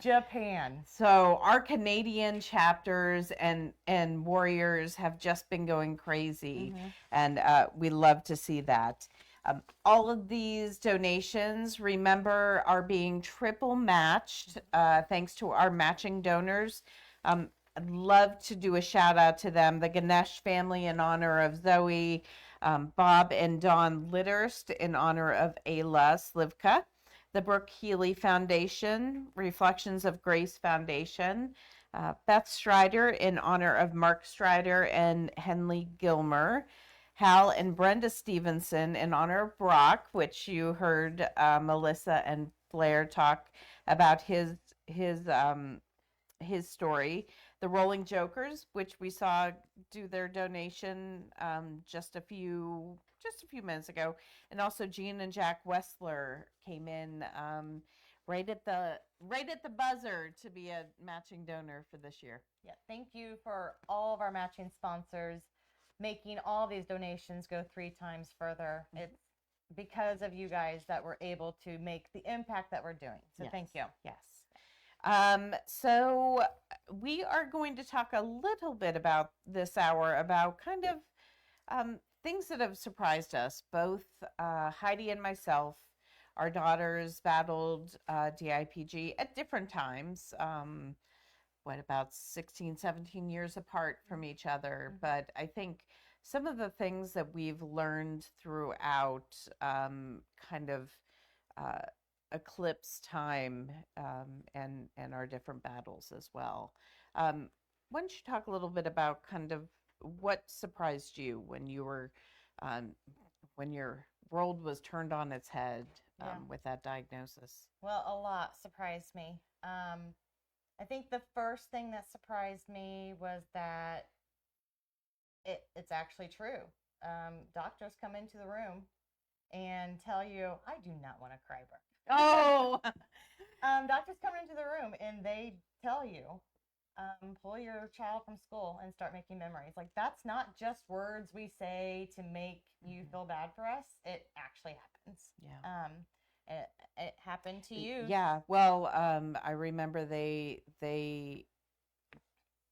18 years ago when Elena was diagnosed, there was 0 treatments out there, no options. And we were actually placed on, I think it was a breast cancer trial. It was a promising drug for breast cancer. And they said, it doesn't hurt. Why don't we throw her on it? I mean, that was as desperate as it was at that time that Elena was diagnosed. There was just 0 out there. And I'm sorry, forgive me for that. We should not just be throwing drugs at our children in hopes that it will, we don't have anything, so we'll let's just do this. It's not okay. Absolutely. And then Addison battled 5 years. She started 5 years ago, and you got to experience it because we're so close. no, we haven't found the cure, Mhm. but we did have more options Yeah. than Elena and your family had. Right. Not enough options, Mhm. but we had more. We had the option, or we had the ability to fight for 53 months, way Yeah. longer than the average.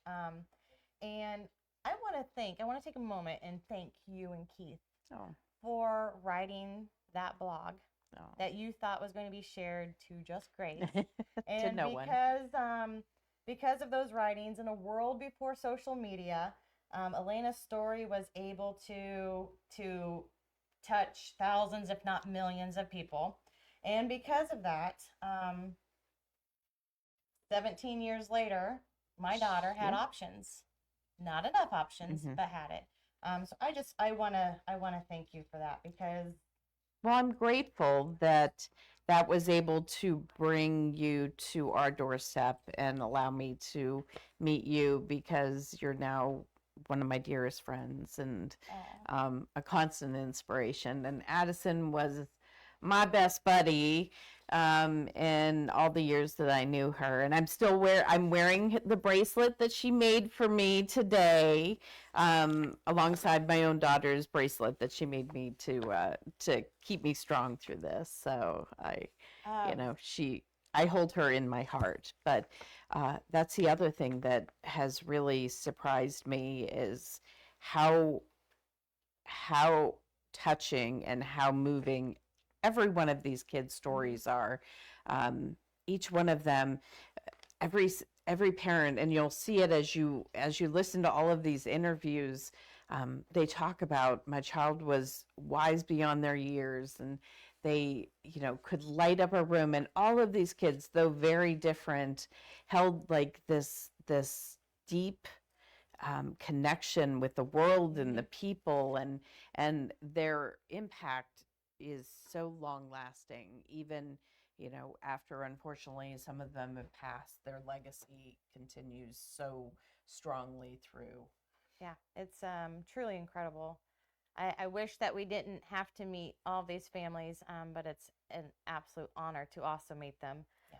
I do have a real quick question for you, and I don't want to put you on the spot, but before we started the segment, I think our viewers had watched the Jefferson Elena video, and you're talking about the blogs and her leaving notes behind.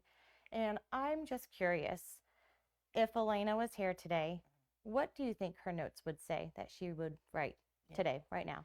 Oh, Elena was such she loved to love. She loved to show her love to other people in so many different ways. And I think, as simple as her notes were to us back then, always just saying, "I love you, Mom, Dad, or Grace," or the grumpy Chihuahua, Sally.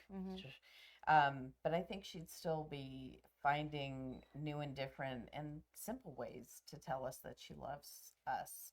And I know she loves what we are doing in honor of her and continuing that legacy of love and caring. And that's the one thing with the extreme lack of funding out there, and knowing the kind of person Elena was, I knew she would not be satisfied if we would have just walked away. She was always, even when we were at the hospital, she was so worried about the other kids. And so I think she would be so overjoyed at what has been built in her honor and in the honor of all of these kids. And she would insist that it wasn't just about her. It was about all of these other kids. So I'm pretty sure, she would just continue that love. I think that her note would also say, "I'm very proud of you, Mom, Dad, and sisters. You guys are doing incredible work." Thank you. Yes. Thank you. Yeah, we kind of took a little detour, so I do apologize.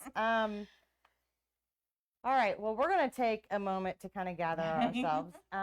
We're going to watch a couple pre-recorded interviews, one from Maricela Flores in honor of Gael, and Chelsea and Evan, one of our Medulla warriors. And then we're going to be doing a live interview with the Seth family in honor of Graham, who is one of our Medulla warriors as well. Hi, my name is Marisela Flores. My son, Gael, was diagnosed with medulloblastoma at the age of 19 months. He battled for 7 really hard months. Sadly, Gael gained his angel wings at the age of 2 years and 2 months. Our family joined The Cure Starts Now so that we could help bring awareness and raise funds to find a cure. The way that I would describe Gael is a very happy toddler. He would blow kisses to people. He would always have the biggest smile. I think if he was with us, he would really enjoy the farm life. He really liked cows and John Deere tractors. He liked to play and read and listen to music. I feel the biggest challenge Gael had to face was being diagnosed with posterior fossa syndrome.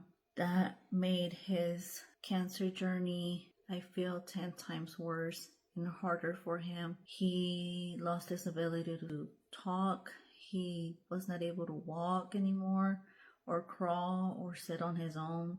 Sadly, we didn't have enough time to get him back to normal. His cancer just grew so rapidly even after treatment. After becoming a cancer mom, the way that I see the world is completely different. I didn't realize how many children are impacted, even here locally. It really hit home.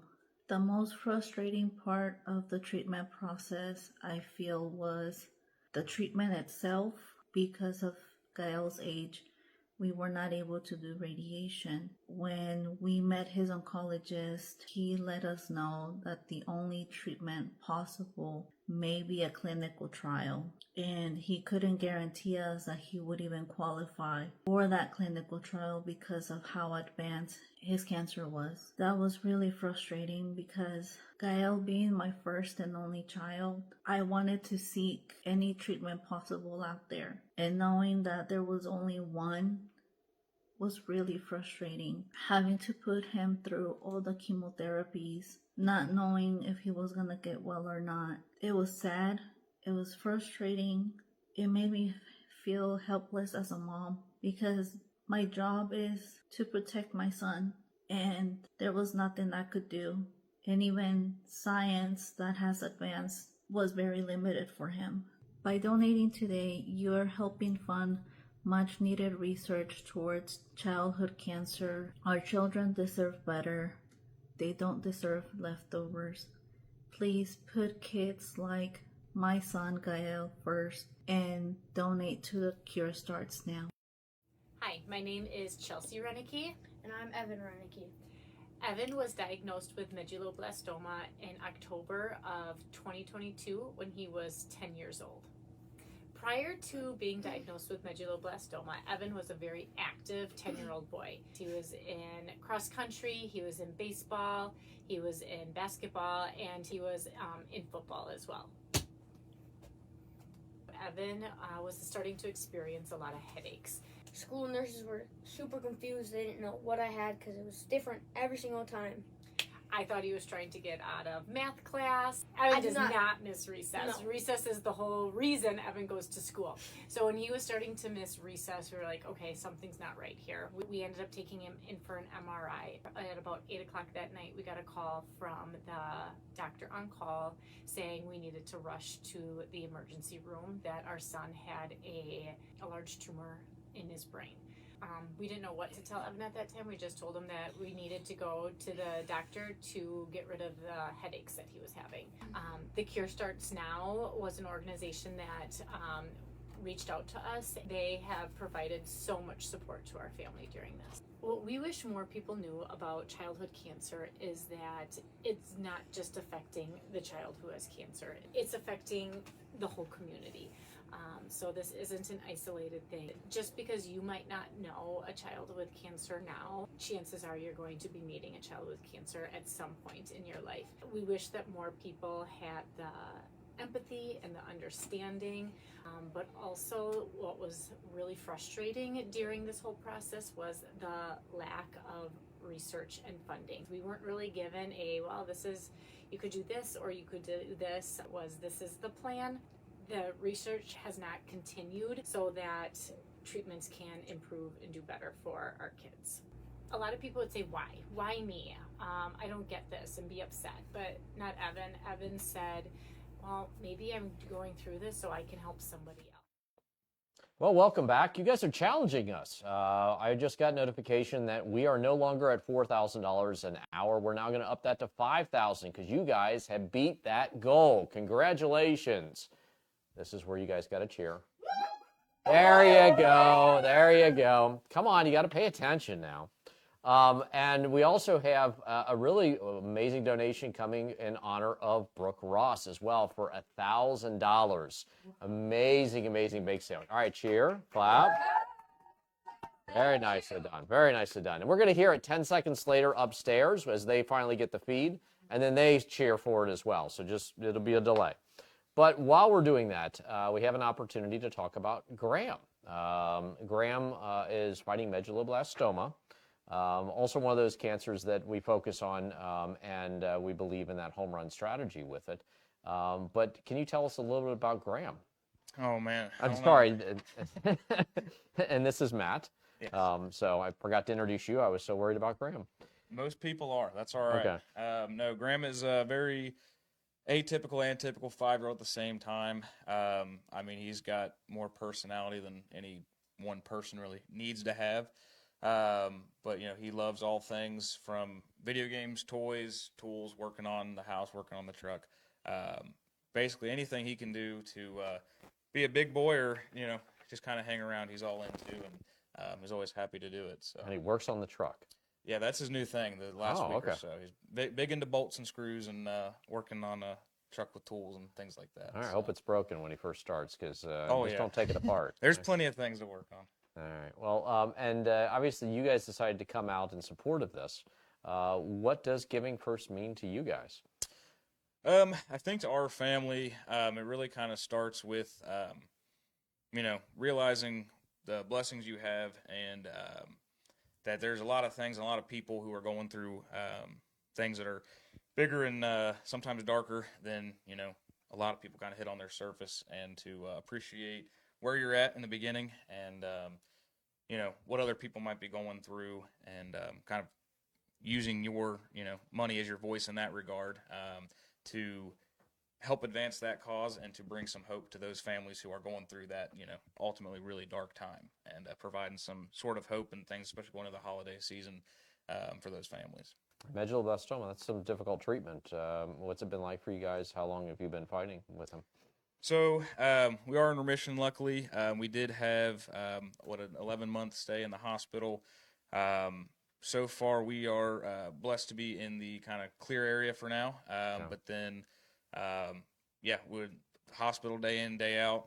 I was still working. She was full-time caregiver, which was incredibly difficult. You know, you go through chemo, all the typical chemo symptoms and byproducts of that process. You know, we were blessed with a great support system, but even with that being said, the things that these kids go through is pretty insane at the end of the day. You know, between, you know, getting sick from chemo, all of the insane pain meds, and then all of the byproducts of cancer, things that you don't even pay attention to or realize before you're in that fight. Honestly, a big part of the struggle with Graham was all the things that happened outside of cancer due to issues with his lungs and things like that, that were caused by the cancer themselves, but then mostly by even the chemo and what that ravages to a child's body, especially 3 or 4 or 5 years old, is a incredibly painstaking process for those kids to go through. Yeah, especially at the age of 5, or frankly any age. Even if it's adult, it would be difficult. It's Absolutely. even worse with kids. So, well, that's what this is all about. What message do you want to give to your supporters and people that are watching this today? Like I said, we've been absolutely blessed with a ton of support from all different walks of life. People that we hadn't even been in contact with or hadn't talked to in, you know, many years in some cases. So we're just really, really appreciative of everybody who's come together for us. And then ultimately, you know, now that we're getting hopefully in the clear for the next while. That a lot of that love has been transferred from Graham to realizing that there's a big need for all the kids who are going through those that same fight. So really appreciate everybody who's not let up and kind of kept their foot on their gas. Tons of friends and family were still donating, and always asking about Graham and kind of if there's anything that can be done outside of our family to kind of help advance that. So that's very, very important, and we thank you for making this even more than about Graham, about all these other kids as well in the fight too, and helping us be able to fund some really, really good research for it. So we appreciate you coming out and tell us a little bit about Graham. Absolutely, thank you. Well, obviously you can give. You can simply visit give-first.org and contribute to those funding goals. We want to be able to fund more trials, more hope, more research, and we want to extend lives so that way we can beat these cancers once and for all. So give-first.org. Thank you.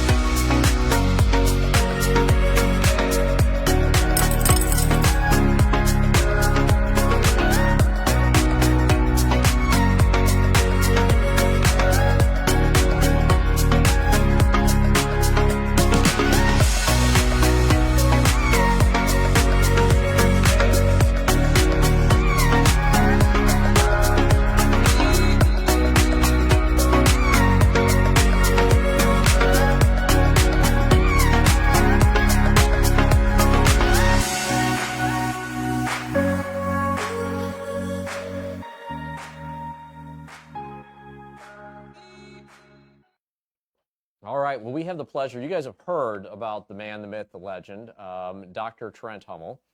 Hi there. That doesn't really help if I'm building you up to that kind of level here. That's true. That's true. Dr. Hummel is with Cincinnati Children's Hospital. Your position is co-director of neuro-oncology. Co-director of the Cure Starts Now Foundation Brain Tumor Center at Cincinnati Children's Hospital. Okay. And we like that name. Yeah, I do too. But I've known Dr. Hummel or Dr. Trent for a great number of years now. Matter of fact, we kind of are connected in that our daughters brought us together in some way. Exactly. But this connection has meant a lot in terms of what we've been able to accomplish, and frankly, some of the understanding that I've had with this disease and how we fight it as well. And Dr. Trent Hummel not only is just here by proximity or even just through Cincinnati Children's Hospital, but also through leadership. He also is the head of the International DIPG-DMG Registry, and so leads the fight in really understanding what this disease is and how we deal with the basic science, and then we adapt to it to create good trials. Exactly, yeah. And Brooke and I were talking a little bit earlier on about the idea of curing cancer, curing DIPG, or curing medulloblastoma as a very complex problem. And people saying to us, do we ever think that it's going to be cured? And I know what my answer is to that. What's your answer to that? What have you been asked for that? I've been asked that, countless times, and I think my answer is that I hope we're starting to understand. I hope that we will get there at some point. We're not there with some of the diseases with DIPG, DMG, with certain types of medulla we're getting to a cure, but that's because we understand sort of the basic building blocks or the framework of what we're dealing with. And in DMG and DIPG, we're just now starting to put those framework or the sort of the frame around things, and so we have to fill in the rest of that picture or puzzle, if you like, to fully comprehend what we need to do next. We're still we're not at the beginning stages, because I've known you for a long time, and we were doing this when We didn't know anything about DMG or DIPG. We didn't know anything about H3K27M methylated mutations, but now we do. And so we're starting to put some of those puzzle pieces together and build on the things that the Cure Starts Now has funded in the past. Well, and I think probably the best analogy you can have is to imagine you have a 500-piece puzzle, but you only have one piece. And your job is to find the connection point. But the problem with it is that you don't know where the rest of the pieces are at. They're not even in your own city. And so you're walking around aimlessly trying to figure out where it connects. And that's kind of how we were curing cancer. Yeah. What you were able to do through the registry and kind of bringing this sense of collaboration together is at least get people in the same room. Exactly. And then through the registry, we were able to identify the border. We were able to do the frame. Because in this puzzle, it's not like the normal 500-piece puzzle that you get where you look at it and you see a fuzzy kitten on one side. For us, we were putting it together upside down. Yep. We only would see the cardboard side. And so we had to do it by the frames. And now we're at the point, for the first time in probably 17, 18 years, at least I think, that we can actually find people in the same room with other puzzle pieces. We know what the outside looks like, and now we want to just simply find those connections. And I think those are the connections that, when I'm in that room with, other researchers and other people at the symposium, again, many years ago, you would have these people, sort of working on their piece of the puzzle and not looking elsewhere. Now, when you put them all in the same room, they're like, hey, wait, that puzzle piece may fit with my puzzle piece. How can we collaborate and fill in this corner, and then other people come in and start to fill in other corners as well. And that's been a really exciting thing to see. When you talk about the symposium, and a lot of people don't understand what the symposium really means, but what the symposium is it's a tradition. Every 2 years, we bring together the funded researchers and even new ideas into a room. We tell them, we're not just bringing you here to talk about what you've already published, because we can read. Right. But we're bringing you here to talk about things that are not necessarily known, and even bring questions to it. And then, by the way, you get to interrupt presentations. You get to talk. It's a discussion with it. And it's a small group. We try to keep it small. Yep. Of people to have an actual discussion about what we should be funding going forward.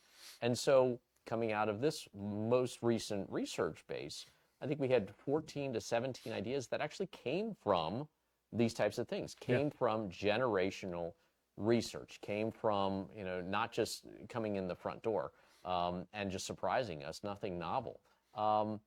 Generational research, can you talk a little bit about what that concept is so that people understand how we're funding research differently? I think it's important for people to understand that, when the Cure Starts Now takes a research proposal and gives it funding, and the researcher, clinician, et cetera, goes and does the research, the Cure Starts Now really does a good job of looking at the results of that and saying, all right, this is what you need. And the researcher's like, yeah, this is what I need.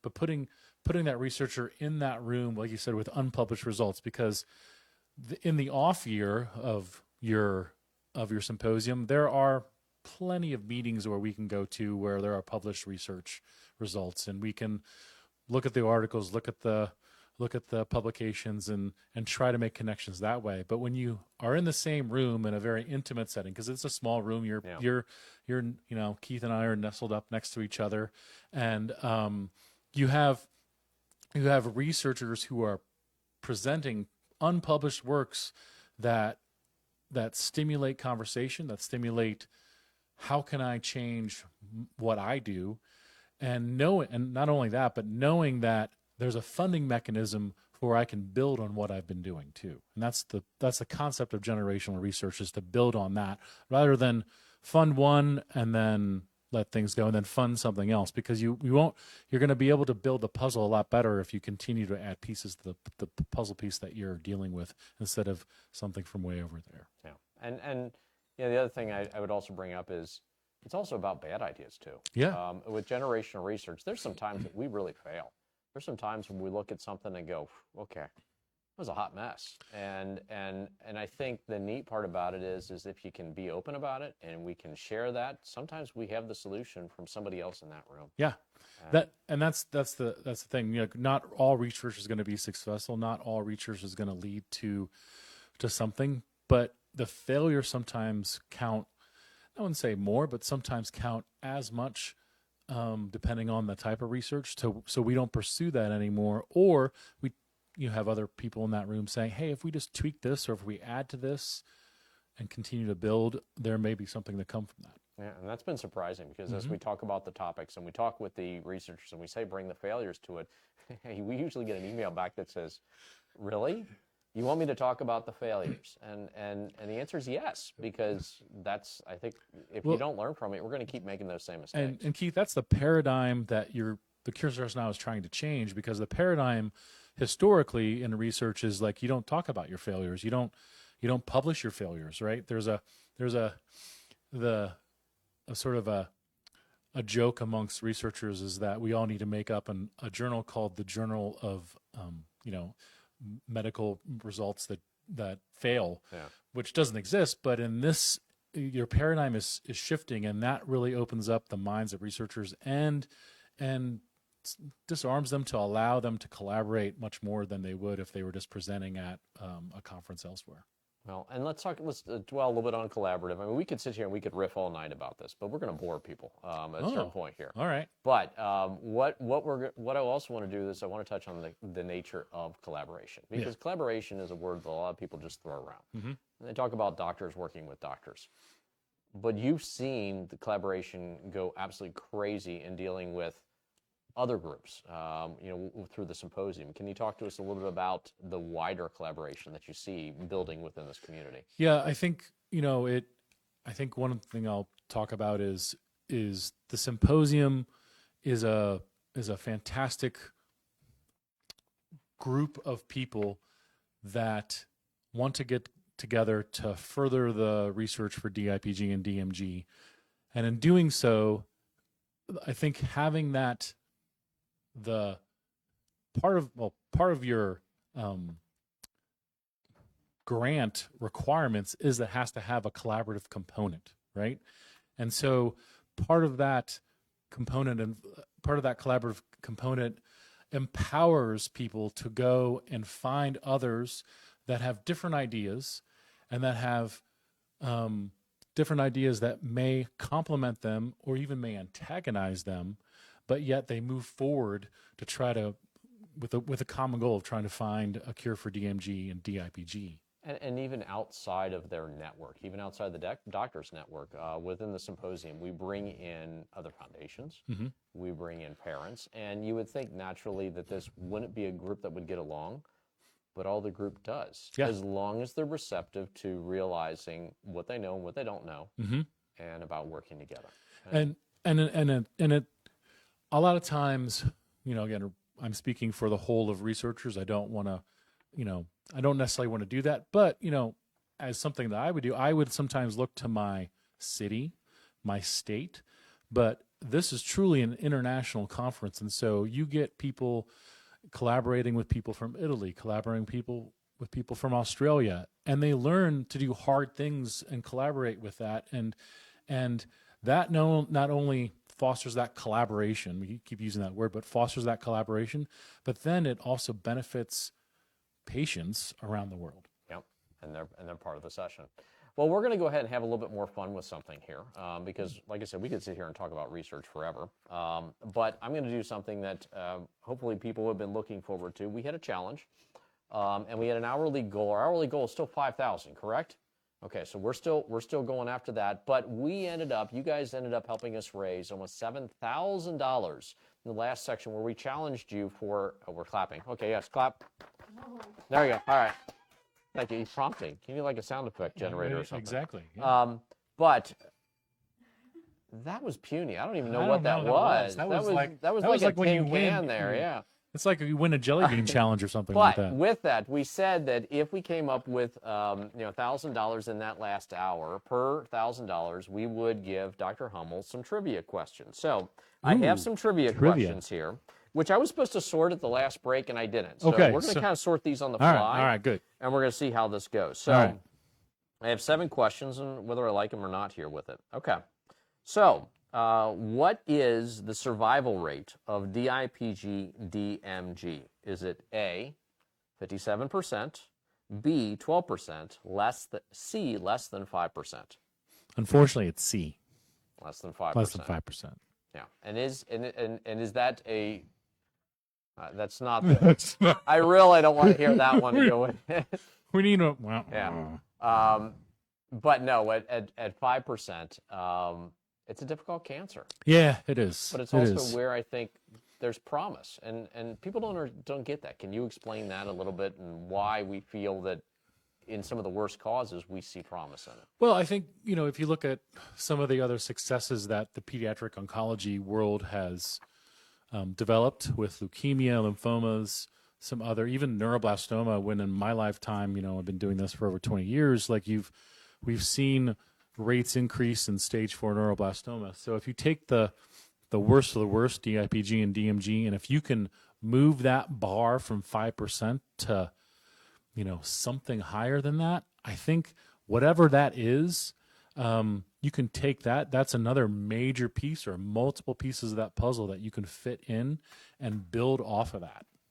Well, and it forces you also to focus on new ways. You're Right. willing to challenge things too. Exactly. All right, second question. Which promising areas of research are currently being explored to treat brain cancer with the hopes of improving outcomes for children? All right. A, immunotherapy. B, targeted drug therapy. C, genetic studies. Or D, all the above. Oh, These are easy. Newsflash for the kids watching, it's D, all the above. That's what you put on your ACT. When it's like that, that's what you do. All right. I have another one. This was a little more interesting here. You ready? Yeah. Okay. Yeah. All right. Which receives more federal funding, brain cancer research or studies on the sleep habits of fruit flies? Well, given that the total of pediatric cancer receives like 4 cents on the dollar, and pediatric brain cancer is a subset of that, I would say that fruit flies are probably going to win. It does. Actually, fruit flies receive 5 times the amount of funding as brain cancer research. 5 times. And we Sleep still don't habits know of if they fruit flies. sleep that well. I don't know. You figure we would have that one cured Yeah. by now too. Yeah. This is sad, and it really shouldn't be that way. Yeah. All right.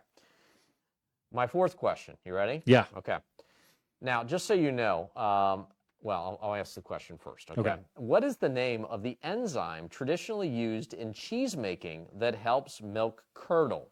And I'm asking this because Dr. Hummel, well, your hobby is what? Cheese making. Cheese making. Okay, so we're not just throwing in this, but I guess we are. Here, do you want me to go without multiple choice? Yes, let's try it. Rennet. Wow, I had amylase, lactase, and rennet. Rennet. That's really cool. Yeah. Okay, all right. So this should be like the Cure Starts Now Cheese Making Institute. All right. Okay, number 5. Mm-hmm. What is the recurrence rate for medulloblastoma? Do you want to try this one? Well, it's going to depend on the subtype, but if you want to give me multiple choice. In general. In general. Is okay. it 5%, 30%, or 10%? That's a close one. I would say, can I do a range like 5 to 10? But I'm going to be optimistic and say 5. Okay, all right. They actually say around 30. 30%. Around 30% All for right. that. No, it is. It depends on your. It really depends on your there's- subtype. Yeah. Now there's 4 subtypes. Yeah, there's Or 4 are they adding- subtypes. I think they were going to what, There's 13 or something? 4 major subtypes, and some of them are worse than others. Okay. Because I want to. Yeah. All right, so that's number 5. Okay, Give me a cheese question. Well, Does cheese taste good? Yes. No. All right. Okay. No, I don't. We can do another DIBG question. Brain cancer represents what percentage of pediatric cancers? A, 100%, B, 5%, or C, 25%? 25%. 25%. You just knew that cold, and you are right. Nicely done. Look at that. Yeah. That was better than the other. I scared away our buzzer because I made Yeah. fun of it, didn't it? I'm sorry. I shouldn't have done that. All right, last one. You ready for this? Yeah, I'm one? ready for this one. Okay. In addition to also doing cheese making, you do something else as a hobby, and that is pie making. Oh, right. Okay? Yeah. What is the secret ingredient often used in pie crust to make them extra flaky? Okay. I'm not going to give you that one. You get So there's a couple things that I use in my pie there's crust. got to be a couple of There's options. lard. There's also vodka. No. That's what I use. My card says something different. What does your card you're say? Using the wrong one. All right, here is A, vinegar. B, honey. Mm-hmm. C, baking soda.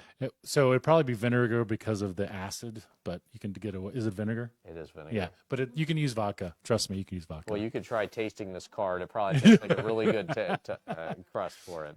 So, anyways, yeah, and it's a fun exercise with it. Ultimately, what this is about all of cancer research. It's about beating it. We appreciate Dr. Hummel being part of this and helping to talk to us a little bit. Thank you for having me. About some of this research, and frankly, for doing the research. You take the lead with it, and you've been absolutely phenomenal with being able to talk with families through this fight as well. Thank you. We're going to go ahead and start moving into our next segment with this. We are going to be talking about, oh, wait a minute. This is neat. We talk about the idea of funding research. Uh-huh. We have been talking about a brand new type of grant. Now, we fund $100,000, $200,000. You've been part of the board of directors of Cure Starts Now. We are announcing a different type of grant, okay? Oh. And this is a special one that you are going to see for the first time tonight. We haven't done it, and we are just awarding it, and it is for a very large grant. You want to guess what we called it? No. Okay. Well, I wanted to call it a chunk grant, but everybody said no, it's not going to be called a chunk grant. And so then I decided, well, you know what? If we're not going to call it a chunk grant, I want to call it a BFG, okay? And of course, that stands for a big fat grant, okay, project. Right. And that's what we were going to call it with it, and it stuck. So we are awarding the very first BFG project. And we refer to it affectionately, but what it is a big idea with a big price tag because we want our researchers to think big. Yeah. And it's for a really novel concept, which we're going to go ahead and explain in the video coming up here. And in addition to that, what you give here today with Give First is going to help us hopefully be able to build more of these types of projects as we go into the next More year. BFGs. More BFGs. Is that something neat that somebody want to put on the resume? Oh, totally. Winner of the BFG? BFG. Okay. Oh, my word. That would be amazing. So go ahead and you can join us in this campaign. You can go to give-first.org to join our quest for the BFG. And in the meantime, go ahead and learn a little bit about it.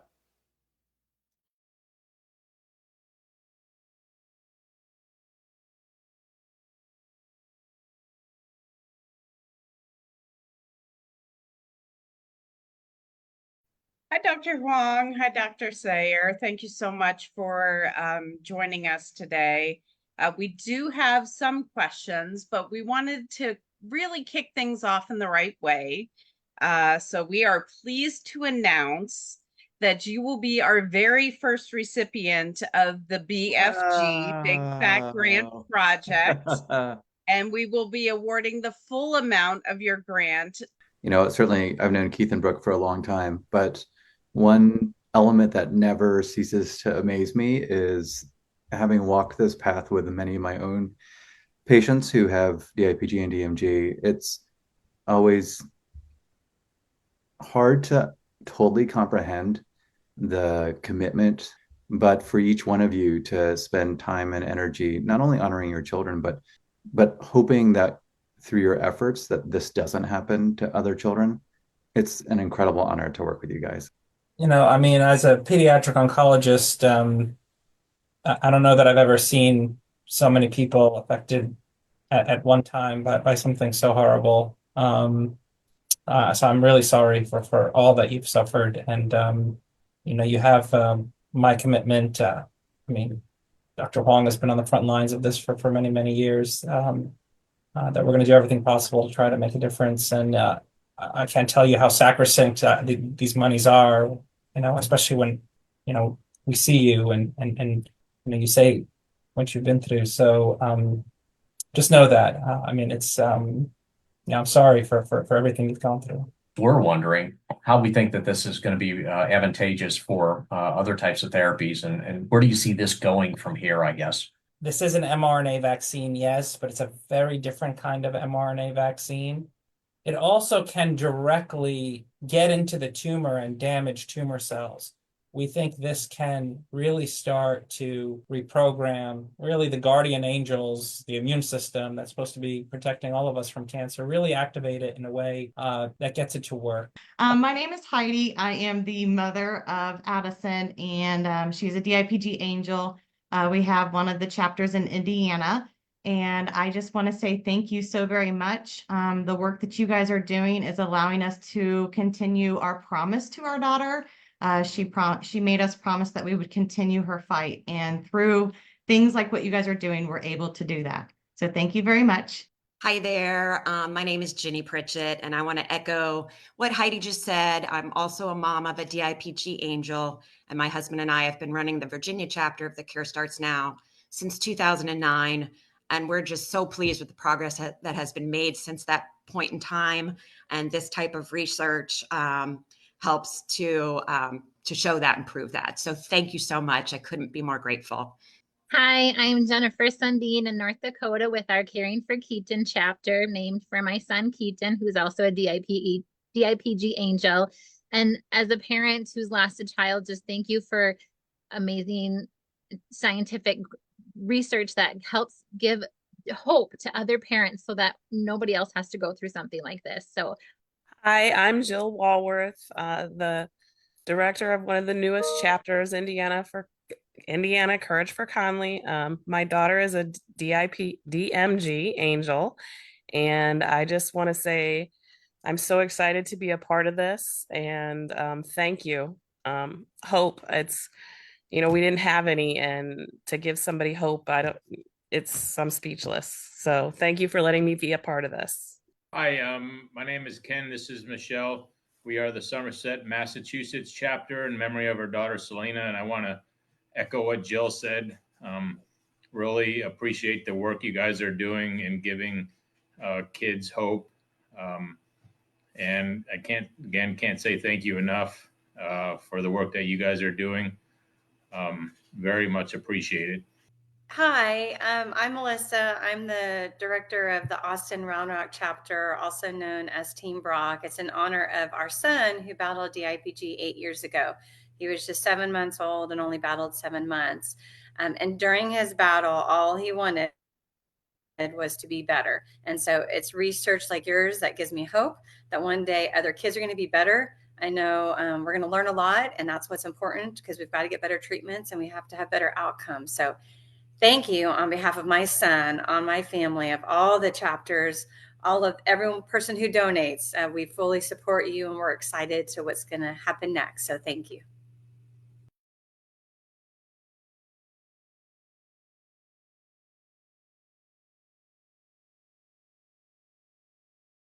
Hi, my name is Michelle Newman, and my daughter Peyton was diagnosed with medulloblastoma in 2022 at the age of 19. Peyton is my overachiever. If there's a club to join, she's in 10 of them. She's always been that way, and following her diagnosis, she fought through cancer in the same way that she fought through everything in her life.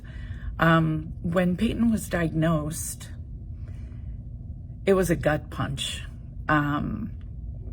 We were unprepared to hear the words cancer. Once we learned it was cancer, we brought her home to Chicago, and she received her second surgery and chemotherapy. One of the ways Peyton got through her treatments so successfully was her overachiever personality. She said in an interview following her treatment that getting through classes, attending class, continuing her education, maintaining her friendships at the University of Alabama, because she was certain she was going back, was the only thing in her life she had control over at the time.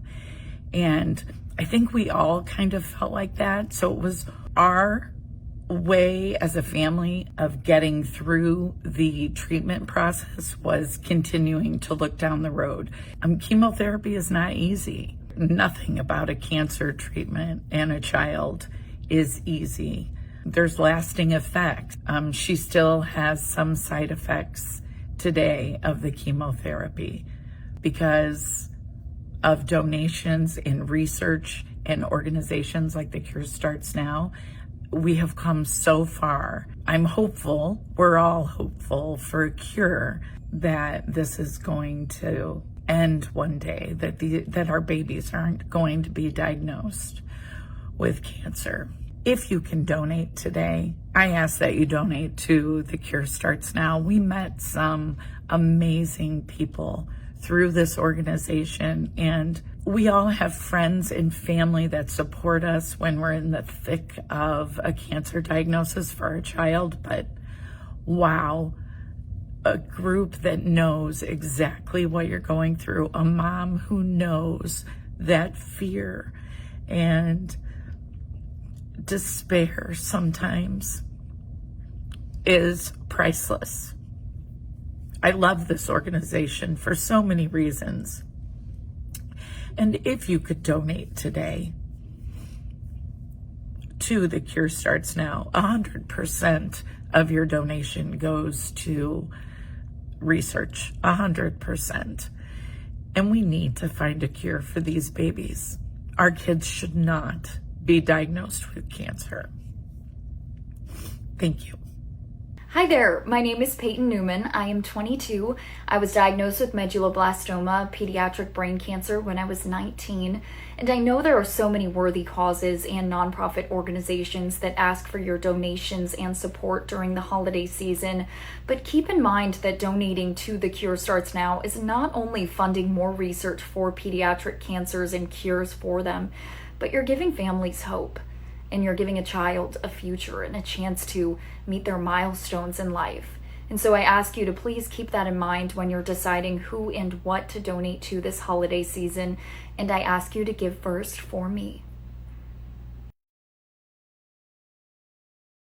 At all. They are not nice. Nope. Oh my gosh, they what are just cheering happened? up there. I don't know what happened. Somebody needs to Hold tell on. us, like instantaneous. What's going on? What's going on? Oh my gosh. Yeah. We hit our goal of 5,000. Okay, so if we hit our early goal of 5,000, should we up it to 6,000? We've got 7,000. Heck yeah, we're upping it to 7,000. 7,000. So we've got about, what, 15 minutes to get another $2,000. Yep. Okay, we can do that, Yeah. right? So everybody is finished with dinner. You're settling down by the fireplace to watch us. Remember to give now because we're still within our matching. We have some incredible matching donors who have allowed us to triple match up to $181,000. So Yep. We're currently at 163. Yep. I'm interrupting. I'm sorry because I'm so excited. So excited. Yep. It's so exciting. Yes. So please give now before that matching gets exhausted. So make sure your match gets triple the impact. How do they give? Give-first.org. You can also, if you're kind of old school, you can give us a call and make a donation by phone as well, 513-772-4888. Absolutely. All sorts of ways. So when you go online, you can do Apple Pay, Google Pay, e-checks, credit cards, PayPal. If you have a DAF and you want to donate that way, still give us a call. Let us know that's coming in so that we can make sure it counts for your matching. But just stocks, cars, boats, horses. No, not horses. So basically, there's no excuse Correct. not to donate. Correct. Okay. Any way, any shape, any form, we will take it. Absolutely. Yep. Okay. What are we talking about this segment? Gosh. We're hearing so many families, truly incredible stories. And we have a motto around here. and we've had it for so very long, and that is that family never fights alone. We have over 1,000 warriors that we represent, 1,000 little kiddos' stories that we love to share. And we truly, from the beginning, when my daughter was battling up to now, we want to make sure that no family ever feels alone in this fight. It can be an extremely daunting diagnosis, and we just love to wrap our arms around these families and show them love and make sure they feel supported and make sure they have a safe place to ask the questions, to vent their frustrations, to find any sort of answer to a question. And we're never the experts, but we're always willing to find that place, that expert, or that place that they can find that answer as well. Yep. We truly do believe that family never fights alone. And we're not going to navigate this journey with you or for you, but we are going to walk next to you. And that's something that we promise you. We wish that we didn't have to meet another family. We love when families join our warrior programs, but at the same time, it breaks our heart as well. But we just get it. You're not alone, and that is the most important thing, because this journey can feel very, very lonely. And in that support, but also in the way that we fundraise as well. This started as a grassroots. This isn't, multiple large corporations that are giving us massive checks. These are families. These are families that are putting out their stories and wanting to continue celebrate their kiddos or continue their legacies even after they've passed. And we've from the beginning done this, and I love it. I love it because it's thousands and thousands of people who have entrusted their donations to us to honor their kiddos, to honor their friends and family, and fund just vital research out there that Dr. Hummel and Keith talked about. Yep. And I love that you said that this was built by families. I mean, it was built by you and Keith, a family who had no idea how to fundraise. It was, you know what I mean? I mean that with the most respect, right? Like, you didn't just wake up one day and say, hey, I want to do this. And you have brought in other families who have felt the same way that you did and have joined forces with so many other families, because we are truly about collaboration. We are not going to figure this out by just a family or 500 families. We have to collaborate with others. And we are big on that. Well, I think it's important because we also ask our researchers to collaborate as well. When a researcher gets a grant from us, they are not allowed to hold any discoveries in. When they get that grant, they accept the responsibility that they are going to come to our symposium and share the results, whether good or bad, with the rest of the researchers, so that then they can build upon each other's successes or failures. And I think it's truly what has made the advances, though it feels so very small, it's huge, have made these advances in brain cancer, pediatric brain cancer research in the last 10, 15 years. I agree. Speaking of the symposium, so we are going to be having a symposium in 2025 that is in Canada. Yes. And the symposium, if you haven't been to one, haven't heard us talk about it, is absolutely incredible for multiple reasons. Like, in this journey, not only do the families need to feel supported, but our researchers need to feel supported. Absolutely. And when you go to the symposium, what you experience as a researcher is you feel support. When you go as a family, you feel support. And when both parties are supported, magic happens. Yes. And that's what the symposium, it's magical and it's exciting. Well, I love to hear these researchers kind of give this is what we found, and then all of a sudden a researcher will pipe up in the middle of the presentation and say, hey, have you tried this? I tried this with this one. This might work with you. And like you said, it's magic, to goosebumps already, to watch them kind of build on each other and support one another. Because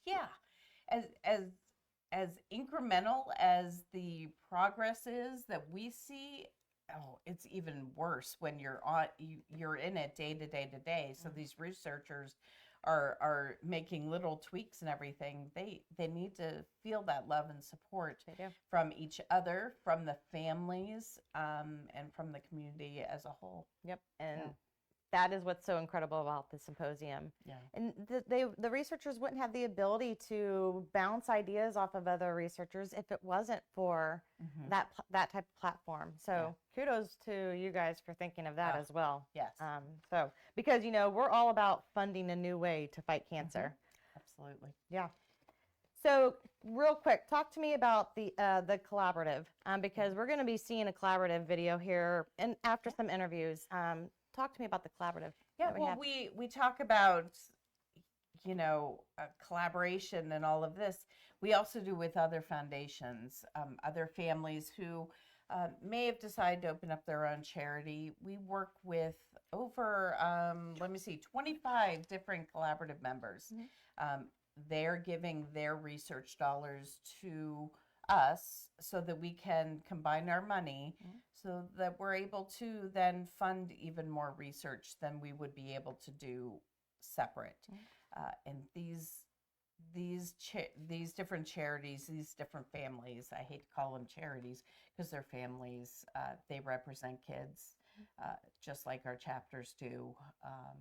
And they're passionate and they're dedicated, and we are so grateful for each and every one of them for really making an impact with us on research. And a lot of them have been with us from the very beginning. We still have some of our founding collaborative members still with us, still going strong, and we are blessed to be able to share their stories too. Absolutely. And in addition to the collaborative partners that we have that help us fund research, we also have some of our first donations coming in for DIPG Angel Erilyn Slack, DIPG Angel Aaron Pomeroy, Brain Cancer Angel Madeline Griffin, and Medulla Warrior Carson Holbert. We are at $6,084 out of $7,000. Oh my goodness, guys. So, so let's see if we can reach that 7,000 before the end of the hour. Super important. Again, every single one of your donations are triple matched if you go to give-first.org. Yep. Thank you. My name is Blair Fleming. And how old are you? 6. Okay. I'm about to turn 7. Yay. And how many siblings do you have? I have 2. Okay, what's their names? My sister is named Jenna, and my brother's named Brock. Tell me about Brock. What are some things that you know about him? That he loved all of us, and that he had to battle cancer. Yes. And he went to heaven in 2nd grade. He loved doing Legos. He loved watching Batman. He loved dinosaurs. He loved going to Jurassic World. If you could ask Brock anything, what would you want to ask him? Did you actually want me to be your little sister? Oh, your dad had told you that, right? What did he say about that? He said that after my brother was born, he asked my dad, I want a little baby sister. And so that makes me really happy because I'm his baby sister. Do you know why he wanted a little sister and not a little brother? Yeah. Why? Because he thought if he had a baby brother, he would have to share his toys. And then guess who plays with his toys?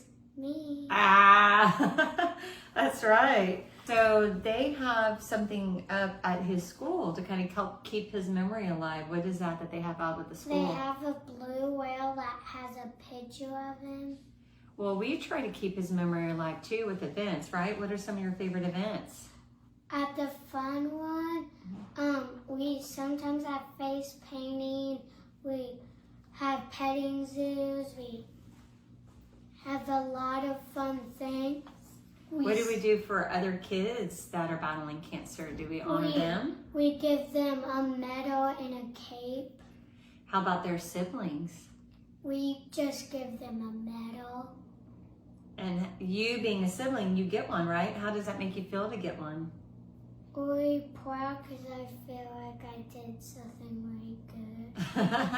What would you want people to know, you know, as your brother battling cancer? Like, what would you want people to know about that and how it is to have a brother that battled cancer? How does that make you feel? What do you want them to know?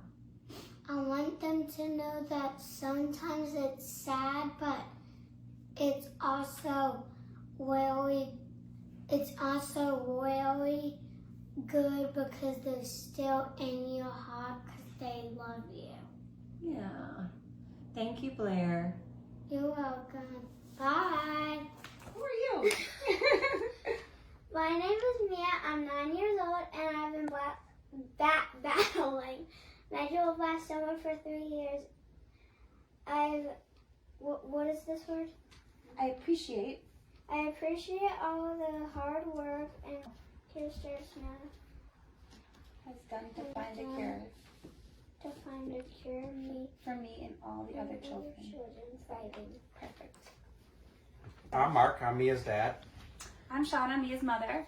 Here's Drew, my baby. This is Drew, Mia's brother. I would say Mia's very energetic, has a lot of friends. She's very active. She loves her family, and I think she's like most fourth graders. They don't like to do their homework. She's sweet, strong, funny, and fierce, and a very good artist. Remember the time when Mia started losing her hair? Yes. Yeah, and I shaved it all off. She asked to get it shaved, and I went down to the salon with her across from the hospital, and I was bawling, and she just gave me the thumbs up, and that's when I knew she was going to be brave throughout this whole journey. Most people know how hard and challenging it is for a family to go through this, especially a young child. I'm not young. I'm a big girl. You know, I think a lot of our friends and family have gone through it with us, so they certainly know. But I mean, every day is a different challenge. You know, now that she's in recovery, she still has side effects from the chemo and radiation that we're dealing with. So it's an everyday battle, and we're happy with the progress she's made, and we're excited for the future because we know she's strong, and we're very proud of how she's come through this and how in the way she's dealt with this. I am a little upset, and I would like families to know that the treatment that she's going through has not changed in decades. She's had 30 full brain and spine radiation treatments, 5 of 9 cycles of chemo, especially for her age. It's very toxic and detrimental to her body. She'll have cognitive effects for a long time in the future. So I think a lot of people don't understand that. So that's why the Cure Start Now is an amazing organization because it's trying to find trials and research so that treatment can be changed for the better. With your donation, children that haven't been diagnosed yet and those battling may have a chance to live a longer, better, more resilient life. With the dedication the Cure Starts Now has to innovative research. Please put Mia first this holiday season by giving to the Cure Starts Now. Your donation is being matched 3 times, tripling your impact in the advancement of the cure. Thank you. And welcome back to GiveFirst.org. We're glad to have you guys here. And you know what? We have something to celebrate. In the last hour, we met our goal. Yay! Thank you very much to Kim. Kim, you helped us get over that mark there. We had over, $8,000 in the last hour, so that's absolutely phenomenal. You can still find out more information about it and join this by visiting give-first.org. Once again, give-first.org. You can see our progress. You can see some of the stories. You can watch the live feed. You can watch everything. And you can hear upstairs they're celebrating now because they just realized that we just beat the goal. So that's great. We have an opportunity to talk to Jennifer Sundin, and we're going to talk a little bit about Keaton. But you told me you wanted to start this off in a very specific I have way. a question. Yes. So Okay. I'm not going to offer you a gross jelly bean, but would you like Thank you. would you like a brownie? What did you tell me to answer? Yes. Yes. A brownie. That was one of Keaton's jokes, so I had to. Blair gave me the inspiration. I'm glad to I do got that. the right yes. answer. yes. Okay. Yes. Well, thank you. That probably tastes better too. Maybe. Yeah. You got what, stinky sock or something? So you brought a picture. I did This bring a is picture. Keaton. This is Keaton. This is Keaton in March of 2022. This is about a month and a half before diagnosis, before the world fell apart underneath of us. This is at his first and only piano recital. So we had gotten him this outfit on a whim because we were at a wedding, and it turns out he outgrew the outfit we had planned for the wedding. So after the ceremony, before the reception, we ran to the mall quick and got him new clothes to wear because we were out of town and like that's the only outfit we packed. So we had to go shopping. So it's an adorable outfit, and I love how he's toothless. He ended up losing his top 2 teeth and his bottom 2 teeth, and he was toothless for months because his teeth just didn't grow back in for the longest time. So yes, this is my child Keaton. He had a very short battle of 44 days. So And he was 9 years old. he passed away on June 13th, 2022, the day after his 9th birthday. So I'm asking everyone to donate $9 in honor of my child who is forever 9. So. Well, and we met you through a common family there in Jamestown, North Dakota. Yes. And this kind of ties into the whole idea of what we've been talking about this half hour, which is family never fights alone. Yes. I have met some of the most amazing people that I wish I never knew. I would love to say that these people weren't in my life because I didn't want to have to meet them, but they are some of the most warm, loving, amazing people. And I don't want to say I'm glad I had this battle so that I could meet them, but I'm glad they're in my life. I just wish I met them under different circumstances. And the George family in Jamestown, they're such wonderful people and amazing to be able to talk to and share a journey with somebody so close to home, and to be able to come here and you and Brooke, you guys are just amazing. And you do. I mean, this whole place is just a family, and you don't. I've been to 2 DIPG mom retreats, and there's not a stranger there. Like, we have bonded over this horrible experience, and I mean, there's no words to explain the kind of connection that we make, and you're friends instantly. Like, it's incredible and horrible but incredible. Yeah. Well, and you guys share almost a different type of scenario because Jamestown's not a big city. It's not. How many not people even are a in lot. Jamestown? Oh gosh, I have no idea. I couldn't even tell you. I'm a transplant there, so I don't have all the deets. But we're halfway between Bismarck and Fargo, which are the big towns that people hear of when they hear North Dakota. So, but we do hold the world's largest buffalo if you ever want to visit. But I couldn't even tell you. Somebody'd have to look it up for me. And the reason I pointed out because, being in a small community, and you guys both obviously are supporters of the Cure Starts Now. A lot of times, in other circles, folks may view that as, oh, I'm competing, or I'm doing that. And in our group, we don't. No, and you guys, we support each other. It's just amazing. Exactly. They come to our events, we go to their events, and even though Jamestown isn't huge, we don't have the same circles, and so it's amazing how people still just don't get sick of us doing the ask and still support us and are still just amazing. Well, and that's different. That's what's different about the way that you guys have done this, the way that we come together as a group is we want to work together. We want to support each other because we have a common foe in this with cancer. And yes. we want to beat this and come together. What type of things? I mean, I know you've also participated in, for example, like the moms retreats and everything else. What's kind of the things that you want other people to know about the Cure Starts Now and the connections that you made through these groups? The big thing about why Deanna and I chose to become part of the Cure Starts Now is that we see the proof in what's happening. I've gotten able to be on 2 grant presentations now, and it's just amazing to see where the money's going, and that you know, it's not just like, oh yeah, give us money, we're going to cure cancer. Like you're working at it. You are in the thick of it. You're out there. You're trying to make changes, I mean, on the ground instead of like from your desk just being like, oh no, do this. You know, like you guys are in it just as much as us as families. And so it's just amazing. And you're so welcoming and so supportive, like inviting us all here and inviting us to the mom retreats and things like that. So that was one of the reasons we were so like, yes, this is what we want to be a part of. Well, we got news for you. We learn from you guys as much as you hopefully learn from us, and it's a joint effort because we need all the help we can possibly get. Well, we appreciate you coming out here. We love the picture of Keaton and the piano that he has behind him, and the toothless smile. That's going to be obviously helping us with memories and honoring him by making this fight all about other kids as well. So thank you. Thank you. Well, we're going to go ahead and talk a little bit about collaboration as well. You're going to see a video where some of our partners from the other foundations that Brooke was talking about a little while ago also are talking about coming together, focusing on great research, and trying to beat cancer for good. So stay tuned. We'll come back and talk to you about some other families when we return.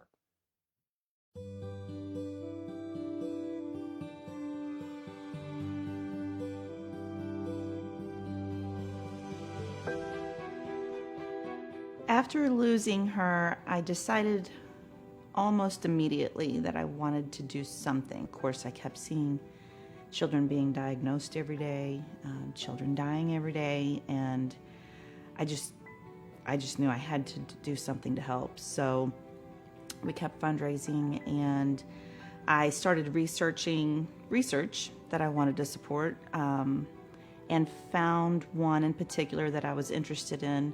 I reached out to that doctor, and she pointed me in the direction of Keith. And so I called him. It was real easy. You know, he let me know who they were and what they were all about, and it just seemed like a perfect fit for us. We had an army of people forming Aubrey's Army behind the scenes. We were very much involved in every daily aspect with her. Once she passed away, we continued her fight, her legacy. And so Aubrey's Army formed.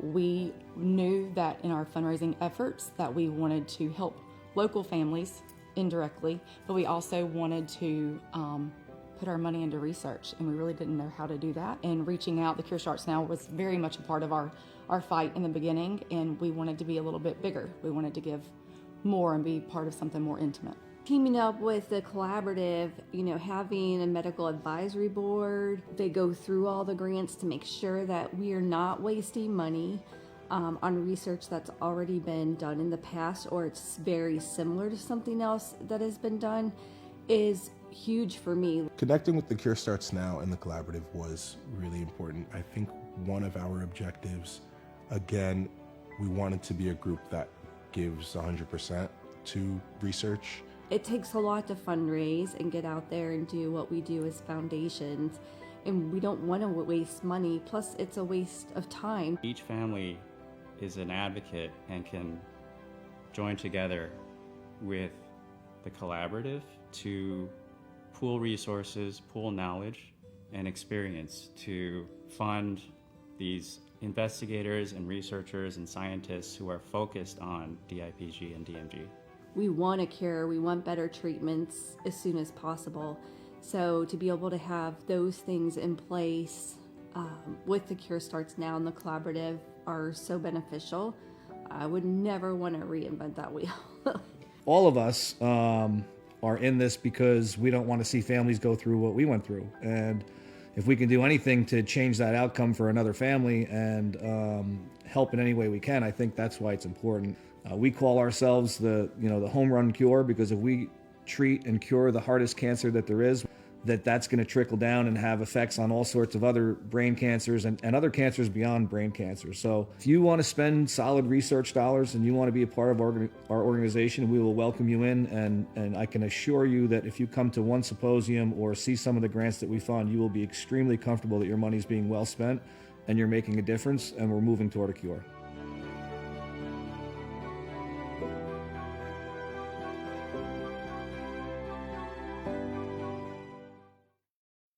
All right, welcome back. Thank you guys for joining us at give-first.org. Please keep donating, because that's what tonight is all about funding good research, funding it in a strategic manner, and being able to finally cure cancer. I'm joined by Lily and Rachel Werner. Now, Lily, you've already told me you don't want to talk. Okay, you've said that everything's, I got to ask Rachel all the questions here. So at least we'll start off that way. You sure you don't want to say anything? Sure. Okay, all right. But Lily's fight obviously was, you said 16 years ago with it, and it was angiocentric glioma. Is that correct? Correct. Can you talk to us a little bit about what that is and what that was like? Oh, I got the phone call that there were 28 in the world at the time that she was diagnosed, so we didn't really know a whole lot about it. Still don't really know a whole lot about her kind, except that she survived it and, you know, she's doing well. But it was, at that time, it was before a lot of organizations were around, so it was kind of lonely. It was nice having the support from family and friends. That's always great, but just having families that completely understand what you're feeling, what you're going through, and you know, just the siblings even. Yeah. You know, just having siblings that understand what the siblings are going through, and you're instantly family with those people. Well, and you talked about, I mean, we just had Dr. Hummel in here, Mhm. and you talked about Dr. Hummel was also family for you for a bit of time there too, correct? Oh yeah, and So. like he was just so, his bedside manner was so good that we didn't even realize he was the doctor at first. So we really liked him. And Well, now this is, you've been to Giving First before. You were here, obviously, last year, right? Mhm. Okay, and as you were pointing out, you had purple hair back then. Okay. But this is part of that family atmosphere too, isn't it? And you came back because of that family, because of those relationships, and to help others, correct? Right. Yeah, we want every kid to be able to celebrate the cancer-free anniversaries that Lily gets, and that, you know, we don't take them for granted at all. And yeah, so, and you know, some families are kind of trying to feel the waters out still, and like there was a family at the gala that I saw in the corner, and so part of it is reaching out to them and, you know, just letting them know that they're not alone, and that they've got somebody who understands to a certain extent what they're dealing with. Yeah. Well, and that's what today is about. It's about talking with those families, finding those ones that don't know where they're at in that stage, and saying, we're here for you, whatever we can do. And you know what? It takes people like you guys who say, you know what, we're past the battle to some degree. I mean, you're never out of this. Right. But to come back and to say, I want to help the next family. Right. I want to help to build that. And so you're kind of that ambassador of those families and really helping to build upon that. You know, that's something that is part of this Give First model. And as you communicate and as you start to talk about this and you help us raise money for cancer research and become that family, what's the message you want people to have as a takeaway? And what should they, you know, when they're reading about you or they're visiting your site, what do you want them to know? What do you want them to do? I want them to help us find that cure. You know, I want people to know they're not alone if they're a family that's struggling, or I want them to see that they've got hope. You know, I mean, I think that's a really important thing, and send that money in. Yeah. we need to make sure that all these kids get that, because every kid deserves to grow up. Well, we appreciate you making this about other children as well. Probably appreciate helping us building upon that and really helping to become that family for us. So what color hair are we going with next? Pink. Pink. Okay. All right. And we got a little shade of pink going on there already. As I was saying before, I'm gray, so that's the shade I picked up there. Well, thank you very much, Rachel and Lily, for joining us in this and for helping us explain the whole idea of family and why Giving First is all about. All right. Anything else you want to add? Okay. All right. It's your chance to talk right here. She did cut her hair short so that she could show off her battle scar. Yeah. That's her. She decided, got to be proud of it. So. Well, it's from surgery, wasn't it? Yeah, it's a long battle. So, well, thank you for joining us. And obviously, join yourself at give-first.org. Become part of that family. Help us be able to fund research. Help us be able to eliminate cancer. Give first for me! Give first for my brother. Will you please give first for me?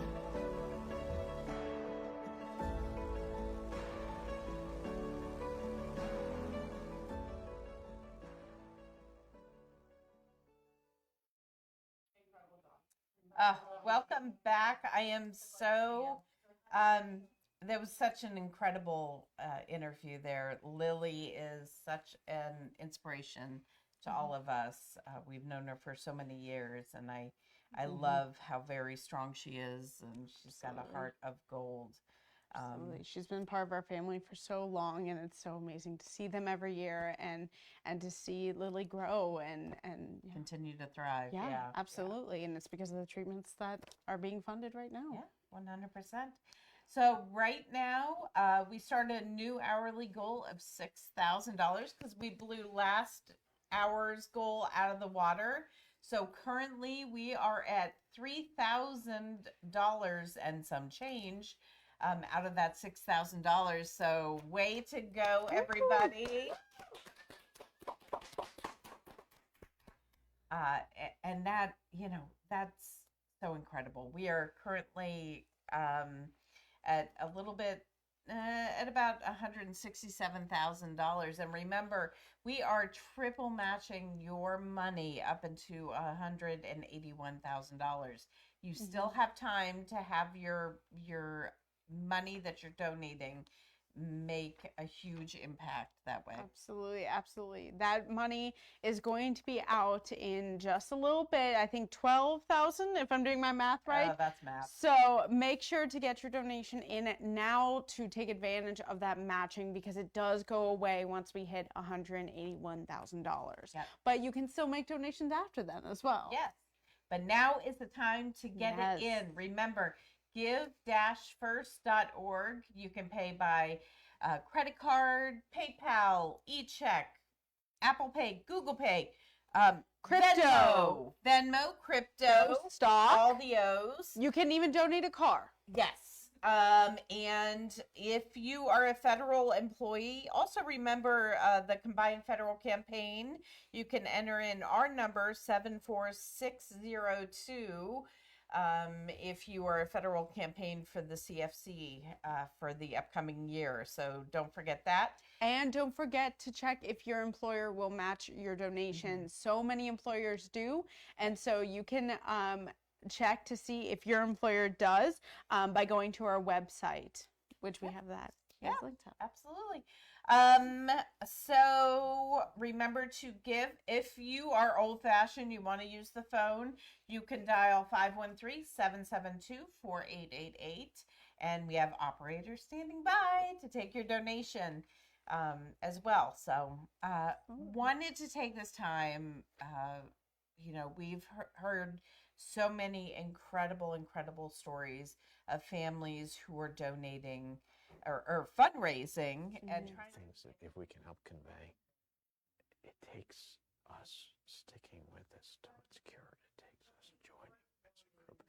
And all of these families who have turned this pain of having their child being diagnosed, and some of them even they themselves are are fundraising for themselves. Yes.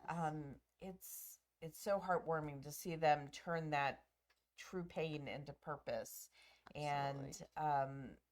And I have encountered in the last 17 18 years of being in this community so many of these families who have done this, and I love that this event really gives these families an outlet. So many times after we lost Elena back in 2007, I could have just crawled into a ball and just, put this community to the side and moved on. And truly, I didn't feel like it was right. It was, nobody, unfortunately, prior to us getting involved did this. Yeah. When Elena was diagnosed, there was no hope, no options, no treatment. And after she passed, I really felt as though it was vital for myself and for our family to do more and be more than what was out there before. And I didn't feel like I could live my life without making the future more promising than the past. Absolutely. And I think it's a very unique part of our community in general, because it wouldn't happen if it wasn't for us. And we sat there after Elena passed and we said, you know what? No one else is doing this. We have to step up and we have to do something, because otherwise nothing's going to be done. It's just going to continue the way it is. And that's not acceptable. We need to change it for the next kids, for the next generation, so that no family has to go through this ever again. Yeah. And so we see so many families commit to being better, not bitter. They really commit to helping other families instead of being angry and just sitting in that, because for a lot of families it is therapeutic. Yeah. I know for me, when I lost my sister, it really turned into a greater purpose. It was to honor her legacy. And so when we were able to start fundraising and when I was able to have my own fundraiser, it really turned into something more, and it turned into a way for me to even feel closer to my sister, because I didn't know her very much. I was 4 years old when she passed. And so it's these fundraising opportunities and the ability to meet other families, even just doing the family support really, really helps. And meeting these families helps me feel closer to Elena. So that's one of the most impactful parts of it for me. And I love that now you work with so many other siblings who are out there. I mean, we met Blair. There's so many other brothers and sisters who have been out here. But so many of these fundraisers that are happening around the country are being done by siblings as well. It's incredible the heart that they have and the determination to, you know, whether their brother or sister are still with us and battling or have passed. You know, I love, and plus I love the ideas and the energy that they bring into it as well. It's just wonderful. They bring such amazing energy, and they're able to honor their siblings so well. Like, I think of Julia Wolf with her grant every single year. It's incredible, and she's really working hard to honor his legacy. And I also think of one of our collaborative members, Anna's Bake Sale. They showed up to her last symposium with a huge check, and she's a sibling. You know, she has a bake sale every single year that raises a huge amount of money to fund research. And so as a sibling, you can do more. You can honor your sibling's legacy, your brother or sister's legacy, because, you know, you're just as on the front lines as any parent, as any family member, and your support matters. Even if you're not a sibling or a parent, if you're an aunt, uncle, grandparent, your support matters too. And it matters that you turn that pain that you're feeling into the purpose and into fundraising to help other kids. Yeah. And I just love to help families continue their child's legacy. And, you know, however it might happen, whether it's, you know, big boating regattas or bake sales, or we met Josh Hines earlier. Harley poured chocolate milk over his head. I mean, every single one of these families have such a story and have such a passion, and I love helping them find what that passion is, how they're going to honor their child, and continue to do that as well. It's great. It really does make such an impact, and it's so heartwarming to see people who aren't, you know, just parents out there fundraising and honoring the legacies. Yeah. So remember right now, oh my goodness. Oh, wow. So we're almost at our goal. Oh, okay. So we are, gosh, that's math again, Grace. That is $76 away from hitting our hourly goal already. Set us over the edge, somebody. Please continue to donate. Remember, every dollar is being matched up to $181,000. And I do have, we're almost there. Yeah, I do have to say, I'm looking at that number, and we have almost, I think, $9,000, if I'm doing my math correctly again, $9,000 until that matching runs out. So make sure you're making those donations right now to take advantage of that matching, because it will run out soon, and don't wait. Yep, we are $26 away from that hourly goal. So give-first.org. We hit it! Amazing. We might have to think about upping that goal. Well, we blew it out of the water. So give-first.org. We are very close to hitting our goal, and I can't wait till we drop in that matching and see the incredible amount of money that everybody has raised so far. We are going to talk to the Wanaka family next, and as they talk about how they've turned their pain into purpose after losing their super sweet daughter, Piper. And then we'll also be talking to the Sherman family, who's from Cincinnati, and they fight in honor of their son, Jack, who fought medulloblastoma. So they're an amazing family who really has embodied the better, not bitter, and we're excited to hear from them. I'm Nelson Wanaka. I'm Karina. And our daughter Piper battled DIPG. She was diagnosed when she was 3 years old, and she fought bravely for 16 months. She passed away 2 months before her 5th birthday. She lives in our hearts, and we continue our efforts with the Cure Starts Now so that no other family, and more importantly, no other child ever has to go through this again. Piper's personality was she was tiny and her personality was enormous. She loved adventure. She loved, she had ideas. She was curious. She was unafraid of most things. I mean, she would ask anything, say anything, try anything. She was just such a spark for our family. And incredibly brave. Yeah, I think just incredibly brave for somebody so young. Piper went from being totally fine on a Friday to not being able to walk and having a brain bleed on a Monday, just almost died in the hospital that day. And we're really lucky she didn't. It was terrifying when we found out. They told us what it was. I had never heard of it.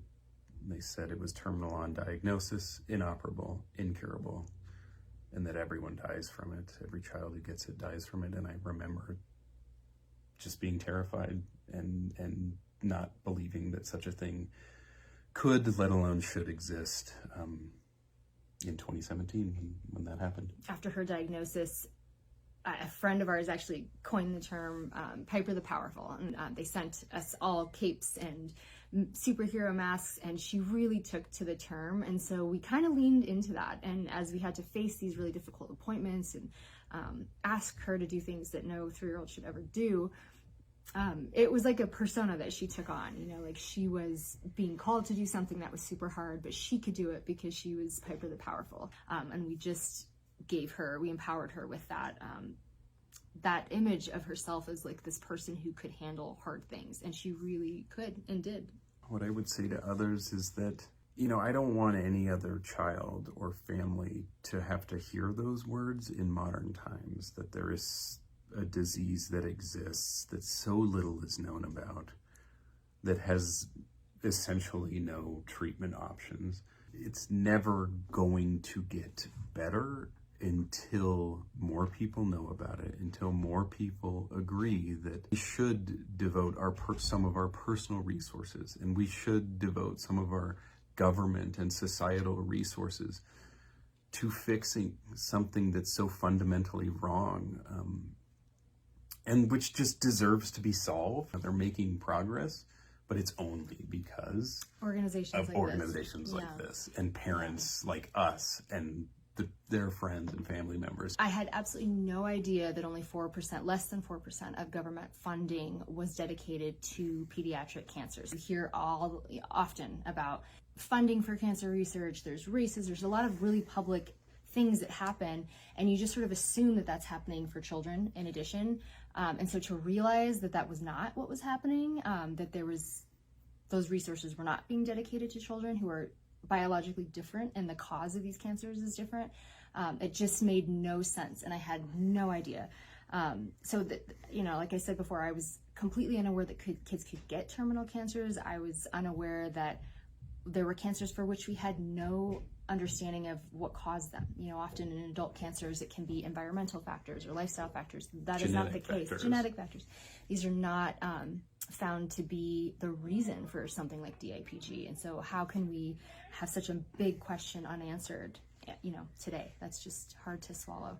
Why we're here right now, why we continue to show up, why we do it is that the cause is a good one, that donating to the Cure Starts Now is the most effective and efficient means for funding research into, this disease. And so it's something so close to our hearts. The people behind it are just like us, who recognize that if people don't donate, then there's never going to be the solution that our kids deserve.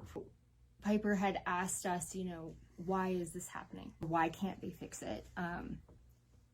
You can't settle with that. And I feel like even though, the people that we're speaking to today are maybe not parents of children with this disease or similar diseases, but you shouldn't settle with you either, that we can't answer that. If we can solve something like this, everyone stands to gain. So it shouldn't be, cancer hasn't touched my life, or, this is just not an issue that I prioritize. Everybody stands to gain from what we can learn from these diseases, and everyone can benefit. So again, organizations like the Cure Starts Now are the only reason that we have expanded access, that we have advancements in the treatments that we have. And so we just ask that you continue to care about this cause, because we are making a difference, and we can't stop. We have to just keep moving forward. All right. Thank you for everybody for joining us at givefirst.org. It's give-first.org. We have an opportunity to be able to talk to the Shermans, Jay and Susie, about their son Jack. And we've known you guys for a long time. We were trying to figure it out in the hallway out there. About 14 years. 14 years. Yeah. I just said to hold the microphone close, and he's still already not. Doesn't follow directions. But, Jack's battle was in 2006, and he fought medulloblastoma. Tell us a little bit about Jack, if you don't mind. Well, I mean, you and I talked a lot about this. Jack was an old soul and a fine young man. So even going, he approached every day like it was an adventure. Even going through chemo and radiation. One of his favorite things to say was, "What are we going to do fun today?" So even mixed in with the horrors of the treatments that these children have to go through, Jack strove to find something positive out of it. Always trying to find a uniqueness, trying to make something out of the day, no matter if it was just going over to the zoo or teasing the nurses about their squeaky shoes. One nurse had these really squeaky shoes, and she became squeaky. So, we obviously, as you well know, we've been through a lot, but he has, and we still feel it, this just positivity about it. Well, and that's obviously what we're talking about in this half hour is turning this into something more, turning into something positive and making it better, hopefully for other families, but finding those hidden lining. And I think that speaks to exactly what Jack was all about. You guys decide to stay with this community. You decide to still be part of this. And so many families, when you get to this point, whether it's where we're at or it's where you're at, they don't. Why do you feel that this is important for you to stay close to and still help out with other families? We were at such a devastating point in our lives. We had a very normal life, just filled with everyday things you had to do, and helping the kids with homework and studying for the Friday spelling tests. And then all of a sudden we were thrown into a situation where we just couldn't breathe. So we had to find a way forward. And one of the ways forward was to do all that we could to find a cure for brain cancer and all cancer in general, because it's just the most devastating thing out there. And we, by the grace of God, we found the cure starts now. And you became our family, and we feel like we are fighting this fight together for all of mankind. You can't ask for better than that. It's a no-brainer as to why we stay in it. Well, and I would say personally, you guys are our therapy. I don't know if that helps you any better or whatever, but you know, you've taught Brooke and I how to laugh again. Okay, you've taught us how to smile again, how to see that greater good. Because for us, even we were, you know, I guess angry, and I guess we wanted something to happen. We wanted immediacy to it, and I think we missed maybe some of those day to day. Exactly what Jack may have taught you. What are we going to do that's fun today? What are we going to do to make us so smile? And try to build upon that. I don't, unfortunately, the anger never goes away.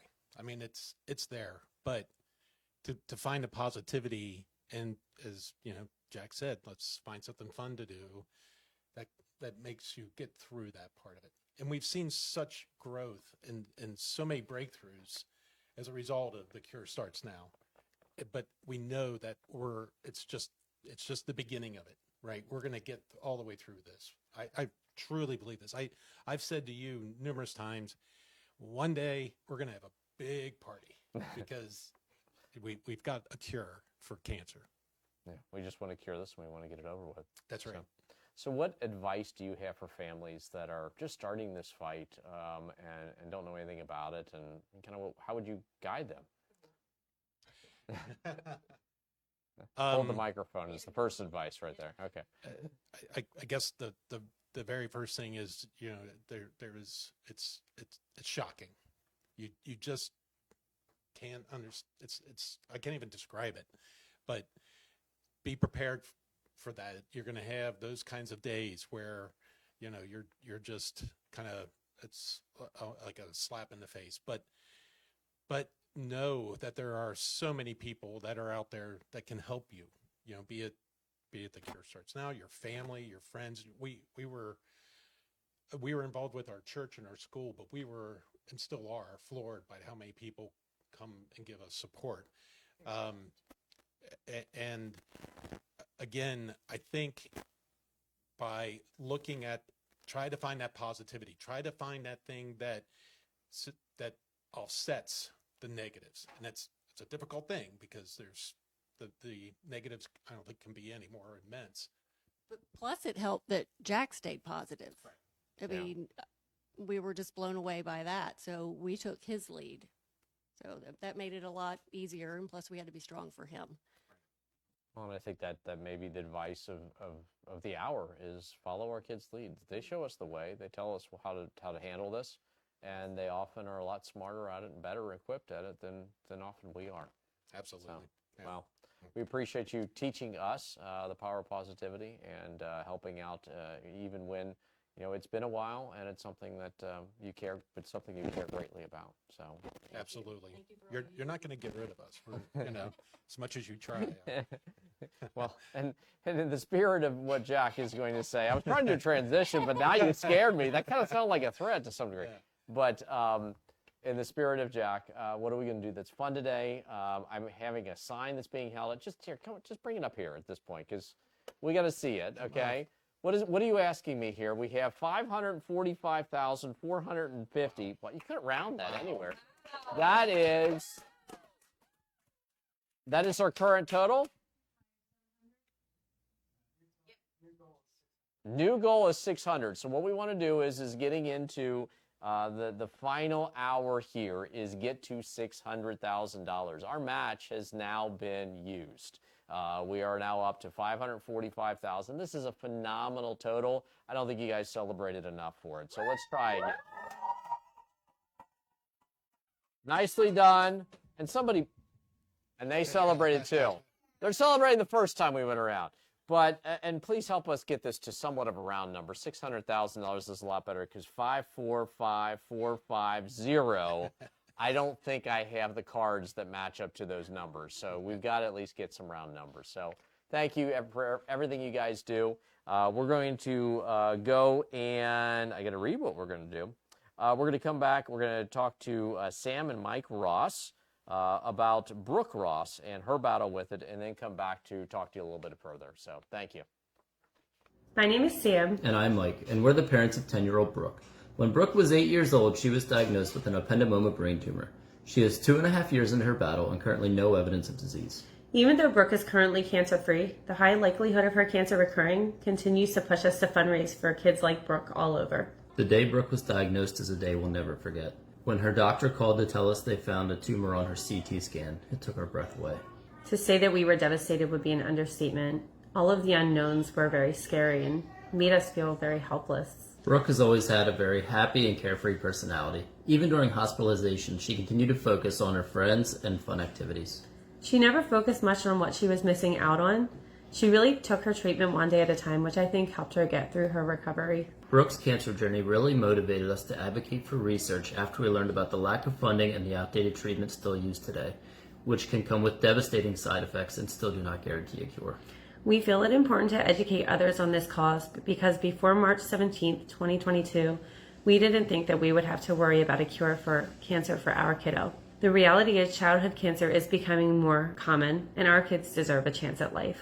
Since Brooke's cancer diagnosis, the amount of disheartening things that we have learned about childhood cancer has been shocking. We immediately knew that we had to educate people on all of the inequities surrounding childhood cancer. On top of that list, the lack of federal funding and the lack of treatments and drugs specifically for our children. The large majority of the funding for childhood cancer is brought in by private foundations and parents just like us all over the world who are holding their own fundraisers, shaving their heads, and asking their family, friends, and communities to donate. Donating to The Cure Starts Now, right now, gives you the chance to change the lives of children around the world. These children deserve access to better treatments and clinical trials and a chance at life. Our kids deserve more than leftovers. Please put kids like Brooke first this holiday season and donate to The Cure Starts Now. Your donations are being triple matched, making finding the home run cure more possible. Welcome back to Giving First. You know, I will tell you, we were sitting here off camera, and thank you first to Frankie for, okay, this is creepy.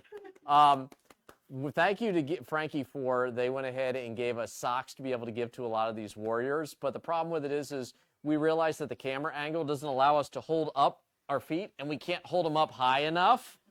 That shows off the socks that they helped us to give to some of the warriors here and their shoes and their generous support of this effort to fund cancer research. So we have a chorus of sock puppets, okay, of Frankie 4 socks that we wanted to show off as our thanks for their support of these kids and, frankly, of cancer research. So we're going to come back to you live again. We obviously still have lots of goals to try to cover.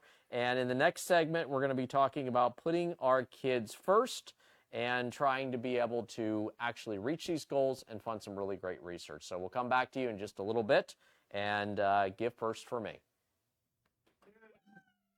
I know I hate you, but downstairs. Yeah, we all hate brain cancer. Give first for me. Give first for me. Good job.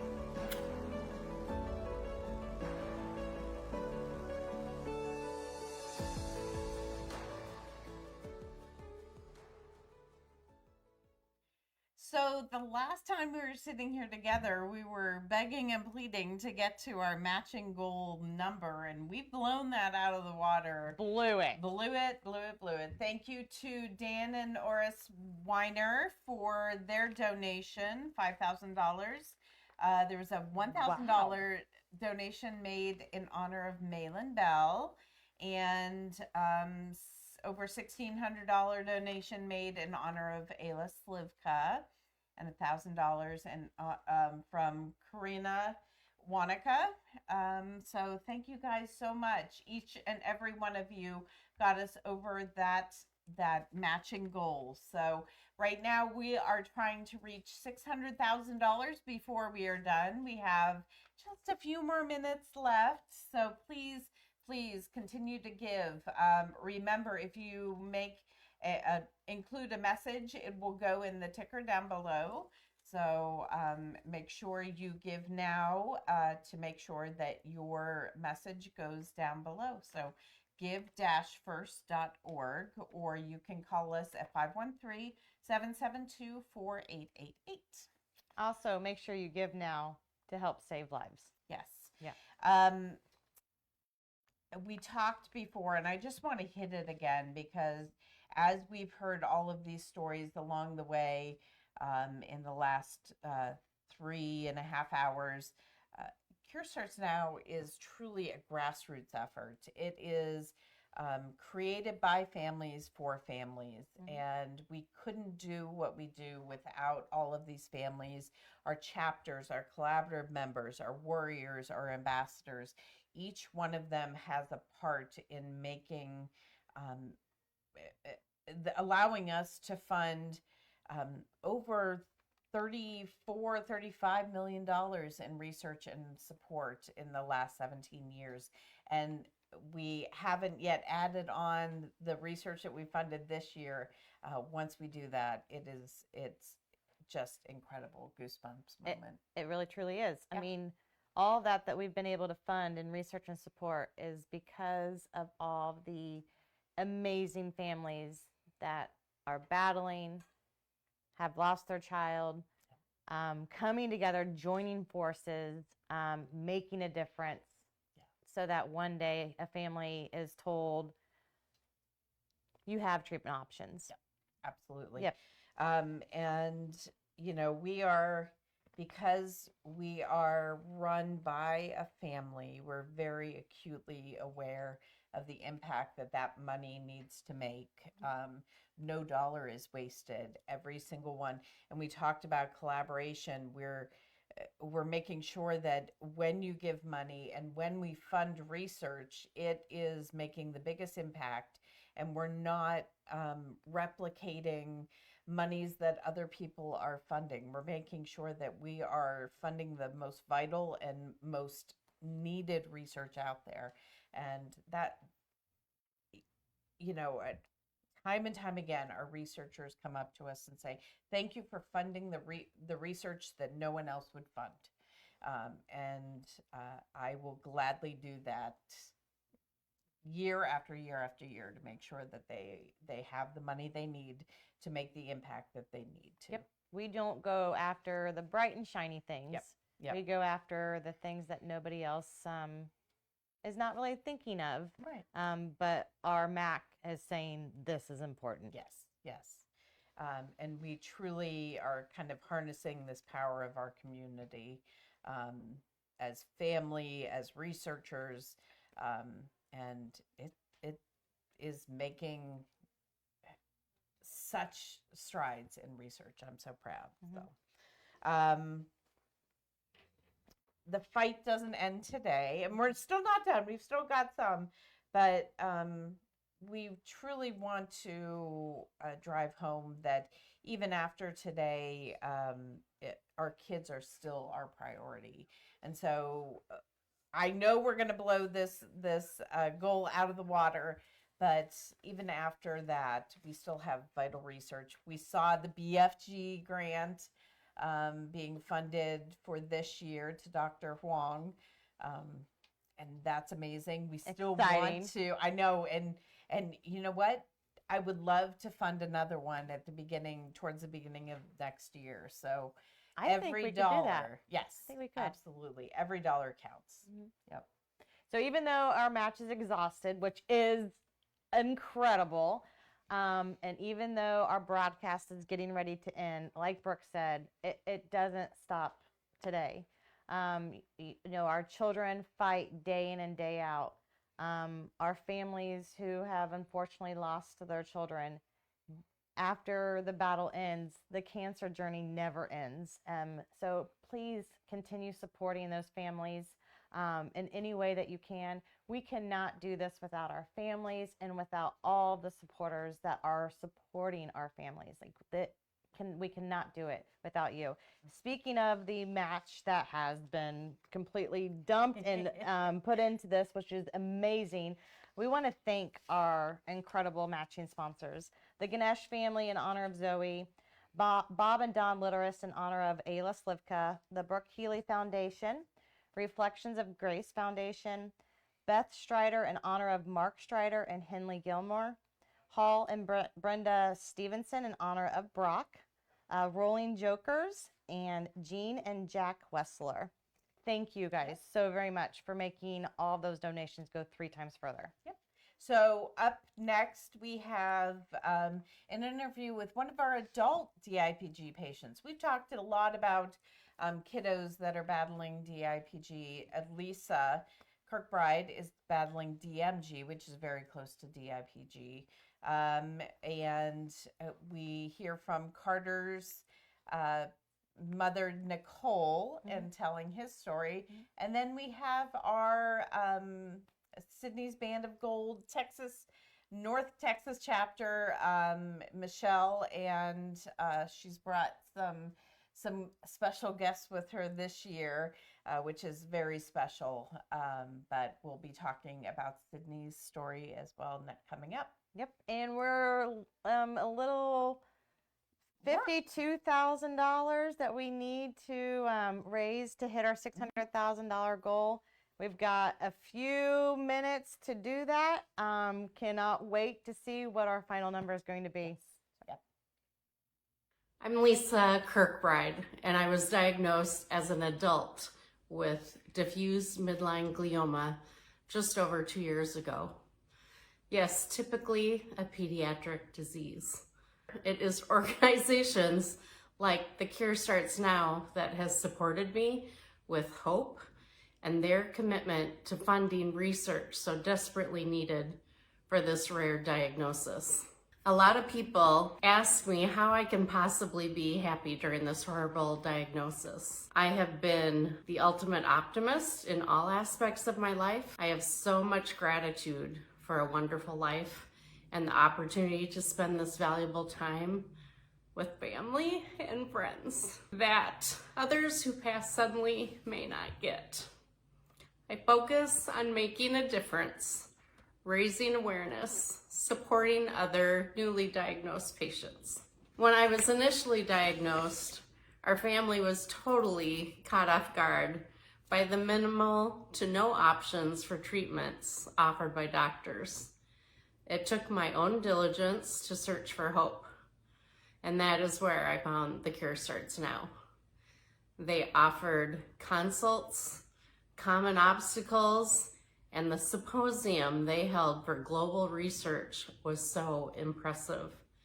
It wasn't until I attended this symposium while sitting in a room full of doctors from all around the globe and all passionate about finding a cure for DIPG and DMG that I finally felt hope. It was then that I decided I needed to help and make a difference however I can. I am certainly no researcher, but I can raise awareness. I can help to raise research funds and support other patients and their families during this very difficult journey. One of the most frustrating aspects of this diagnosis is that even if there are new emerging treatments, they may be months or more likely years out from ever reaching these families desperate for any treatment that offers promise.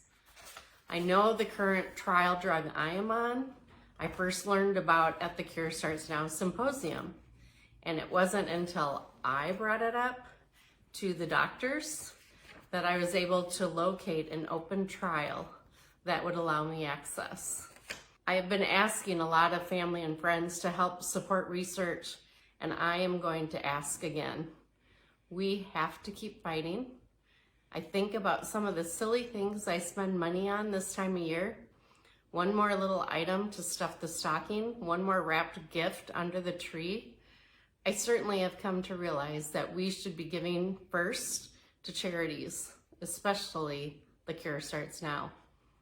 Donations will be matched by 3 times, And what could be better than tripling your impact this season? Can we find the miracle we are looking for under the tree or in our stocking? We can and must find the cure through this critical research made possible by you.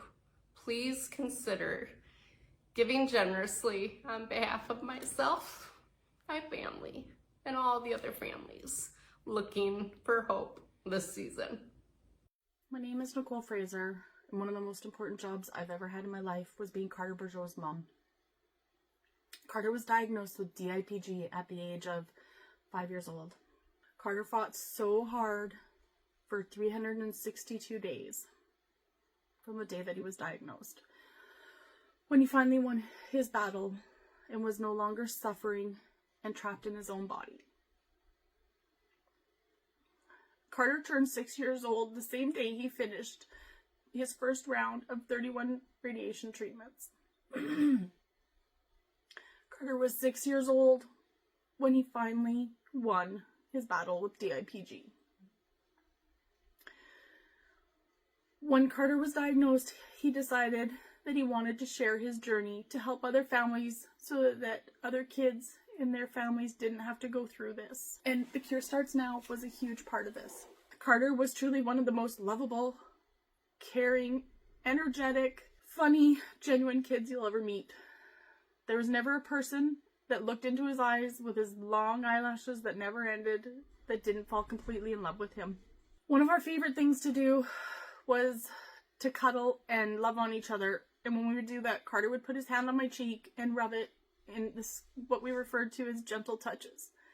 Carter has always done that to show endearment and to show people that he loves them. And it's something that I miss so much. Once Carter was diagnosed, within 48 hours of starting Dex, the steroid, he developed diabetes.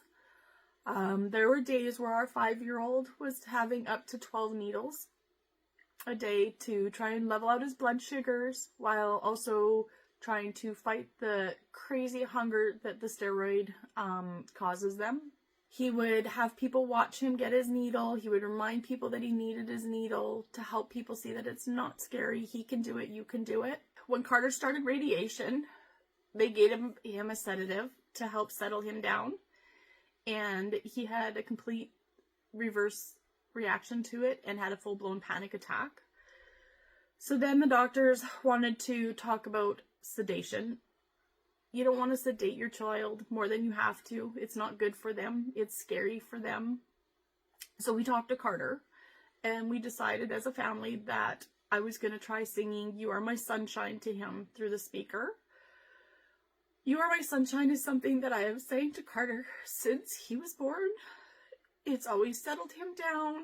It's always relaxed him, calmed him, so he was able to get through 31 rounds of radiation with just having me sing to him the first time. And then once he was in progression, he did another 10 rounds just with me singing "You Are My Sunshine" to help him relax. What were some of the special ways that Carter dealt with his tough days? What were his routines? What activities did he do? What words of encouragement did we do? When school started, they were amazing to him. There was not a day that he didn't want to be at school. He would be there first thing in the morning to make sure he got to do announcements. Even once Carter lost his ability to talk, he had pre-recorded announcements that he would make sure he was there every morning to play. It didn't matter if he wasn't feeling good, if he had treatment, anything like that. He was going to school. One of Carter's favorite things to do was go to Oilers games. He wouldn't miss a game. If we had tickets, we were going. Even when it got to the point where he was too tired to make it through the whole game watching it, we'd try to leave, but there was no way he was doing it. He was going to see the guys after the game, the guys being the team. They were so amazing to him and made him feel so special and loved. Once Carter lost his ability to swallow, we had an NG tube put in. Carter used that to help teach the other people around. Anytime he saw a kid, an adult, anybody looking, he's like, "Mom, Mom, Mom," and he would make me explain to them why he has it, how it helps him, everything like that. We worked really hard to stay positive through his whole journey, no matter how hard the days were. When we weren't accepted into trials, we just decided, you know what, we're going to stay positive and we're going to find our new adventure, because we referred to doing things like trials and traveling as an adventure. We as a family decided to keep Carter's journey very raw. The good, the okay, the bad, and the horrible. Because before Carter was diagnosed with DIPG, we had never heard of it.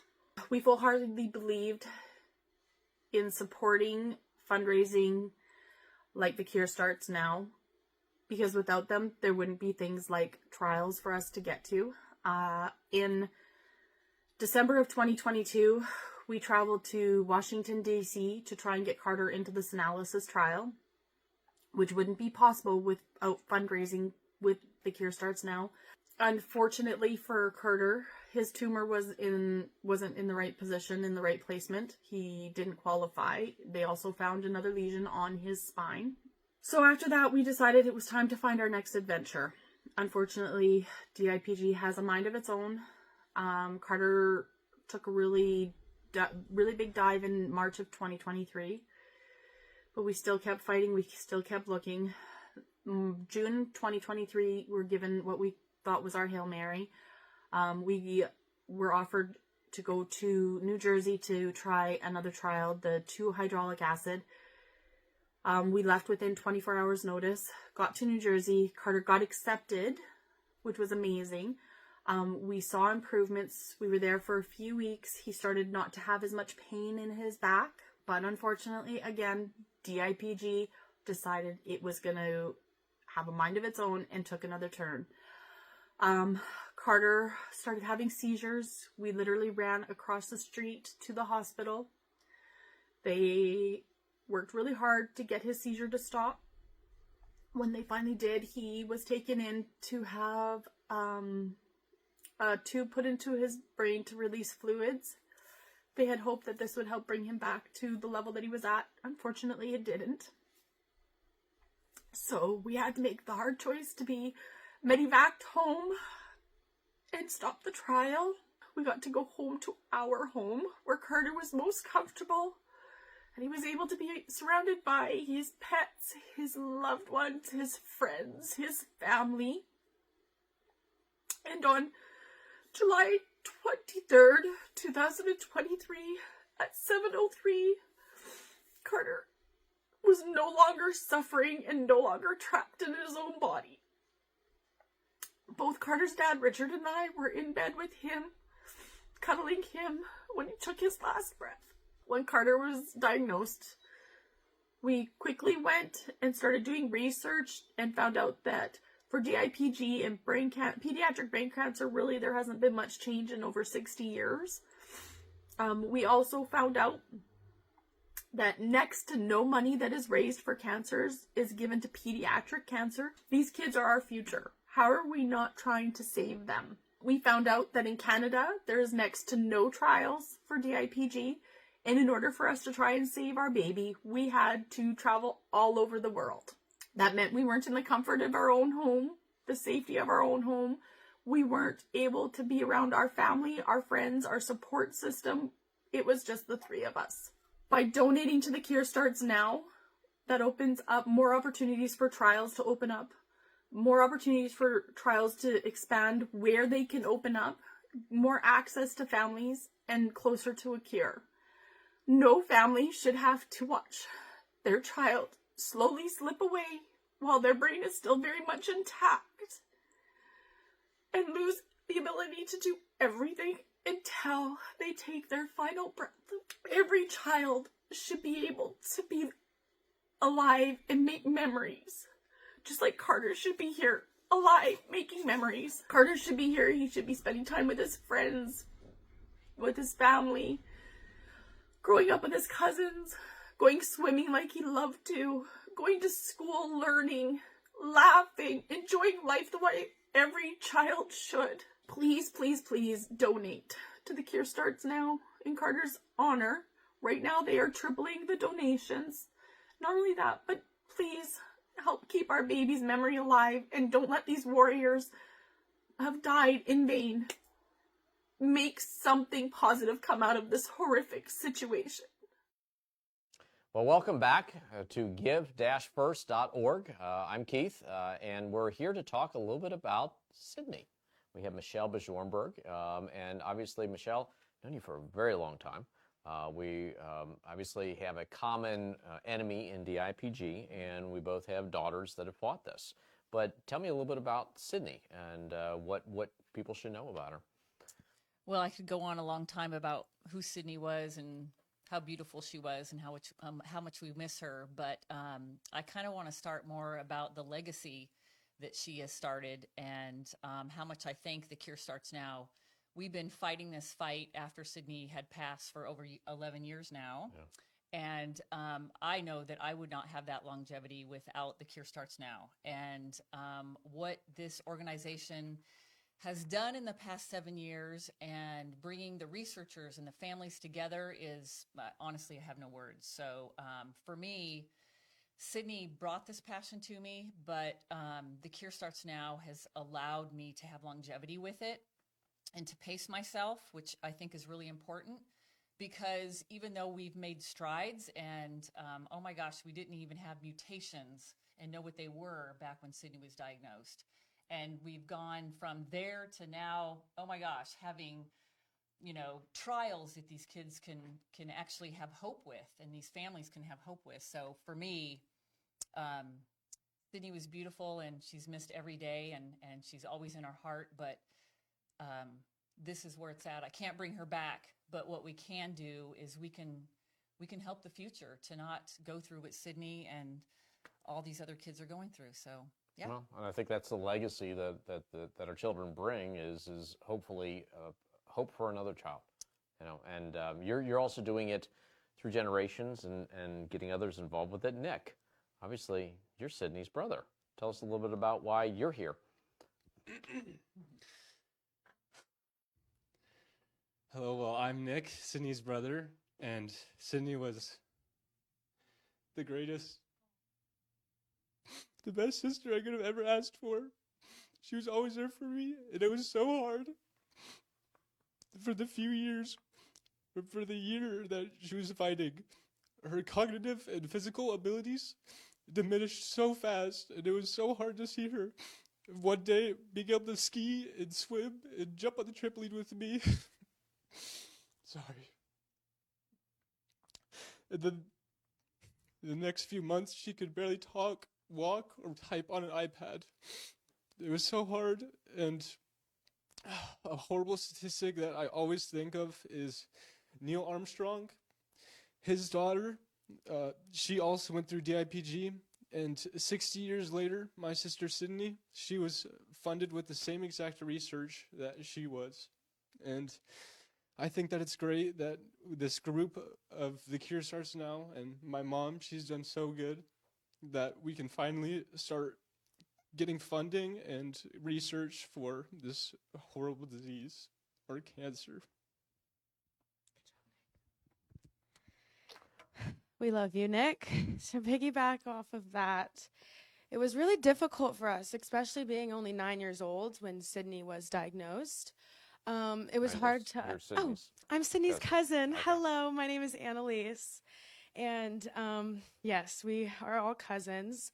My sister and Sydney were just a month apart, and Nick and I were just 2 weeks apart. So growing up, we were all like the four best friends, same elementary schools, middle schools, and high schools. And it was challenging being so young and not really knowing what was happening and what was going on to grow up and feel closer to it. And as we become adults, we're able to put ourselves in the positions of the adults that were in our lives and realize that it doesn't have to be this way. And with the hard work that we see our aunt put in every single day, we too can put in that work and become the next generation to make this money and to make the change and to find that home run cure.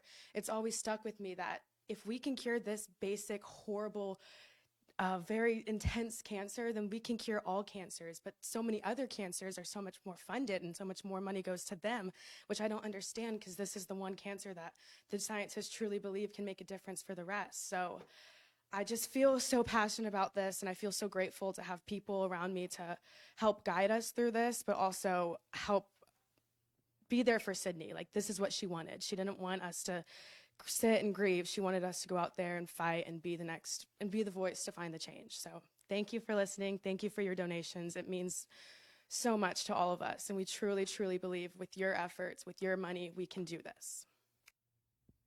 I've never doubted for 1 minute from the beginning that I started or made the decision to work with The Cure Starts Now, that if we come together, we will and are making a difference for the future of our kids. And we're not giving up. We're going to keep fighting. And so we need everybody out there. $1, a million people gives $1. And imagine the change and the research that we can do. Look at you guys, and I look at your the bond that you share between you, and your hands on Nick's shoulder, and the hand that Nick has with you, and you guys are you're unified in this purpose. You're unified in this battle, and that's I think that's what it takes to get us all through that, and be able to cure that. So we celebrate what you guys have done with Sydney and making sure that no one ever forgets, and by joining together in this. And it's nice to see it. The tears are powerful, but the tears also build us and take us to the next level. So I know, Michelle, you and I, we talk about this a lot. So for us, the tears are maybe behind a little bit. But certainly as we start to bring this Giving First to a close, it's important to remember the legacy and why we're here all together. Yeah. So any final thoughts that you have that you think that you want people to know about? We've made it a long ways. And like I said, 10 years ago, literally, we really didn't have any hope. But we have a long ways to go. This is a monster. And like Annalise said, doing fundraising isn't for the faint of heart. None of us, not one person you've seen today will have their child back for what we do. This is about the future of our children. And that's why every one of us continues to ask and continues to educate you on what this horrible monster is about. So keep supporting us. Keep supporting the family that you saw today. Keep sharing the statistics you learned today. That is what's going to change this. So thank you. Thank you for everything. Agreed. And on that note, did you learn how to post yet on a reel for Instagram? I'm exhausted. Because we've been trying to figure that out all day too. I mean, I have a big blooper on the Cure Starts Now North Texas Instagram, Facebook site, but whatever. Yeah. It probably got like 90,000 likes. Well, we often find the mistakes tend to get followed a little bit more than sometimes the things that we do on purpose. So you can see it where you have Michelle and I trying to learn how to do a reel, and you got Nick and you got Annalise standing behind us going like this. My goodness, do you not know how to use it? So you can help us, and you can make us look like we know what we're doing simply by donating, getting involved. This on all social media. Take what we're putting on Facebook and Instagram and put it on to all this stuff, because I really don't know what I'm doing. And what did you call it? Screenager. I learned a new word here today. So screenagers, they've been teaching us all day, and we thank you. You're teaching us in other ways too, so we appreciate it. And once again, give-first.org. We're coming up upon our final goal here tonight. We're coming upon our final achievement with it, but it doesn't end now. This is going to keep going. We want you to give. We have mailings that some people are responding to. We still have folks that are going to be online. We have people on different time zones. This is going to keep going. We're just going to celebrate where we're at. But we're not done. We're not done until cancer is cured. We're not done until our children are saved. So please continue to join us tonight, tomorrow, and the next day as we're trying to cure cancer. And we'll come back to you in a little bit with with hopefully a little bit of a celebration. Donate and share.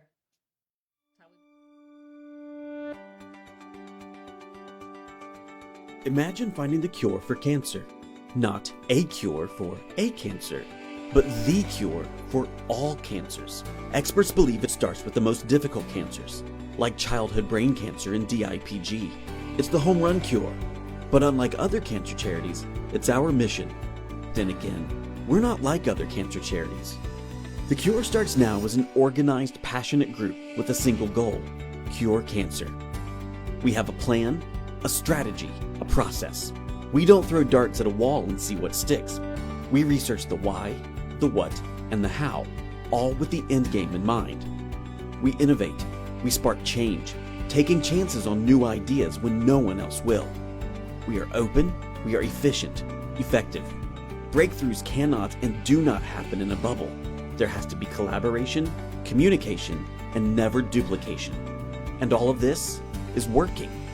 We have funded new drugs and treatments, bringing them to trial 3 times faster, innovated drug delivery methods, established the first comprehensive database of childhood brain cancer, and built one of the first virtual hospitals, bringing expert treatment and care closer to patients. And it's making an impact, as survival times for the deadliest of childhood cancers have nearly doubled. So don't just imagine the cure for cancer. Be the change that finds it. The Cure starts now.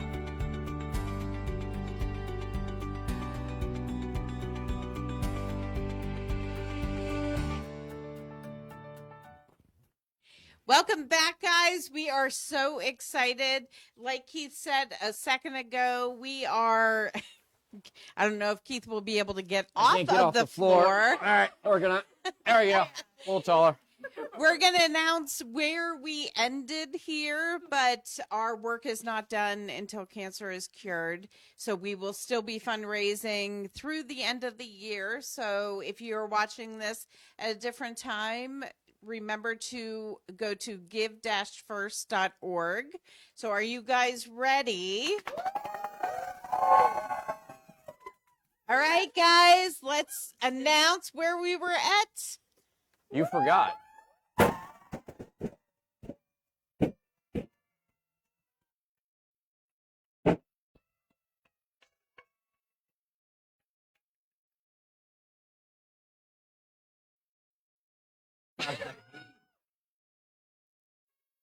Thank you to all the families who fundraised with us. Thank you to all the donors who donated.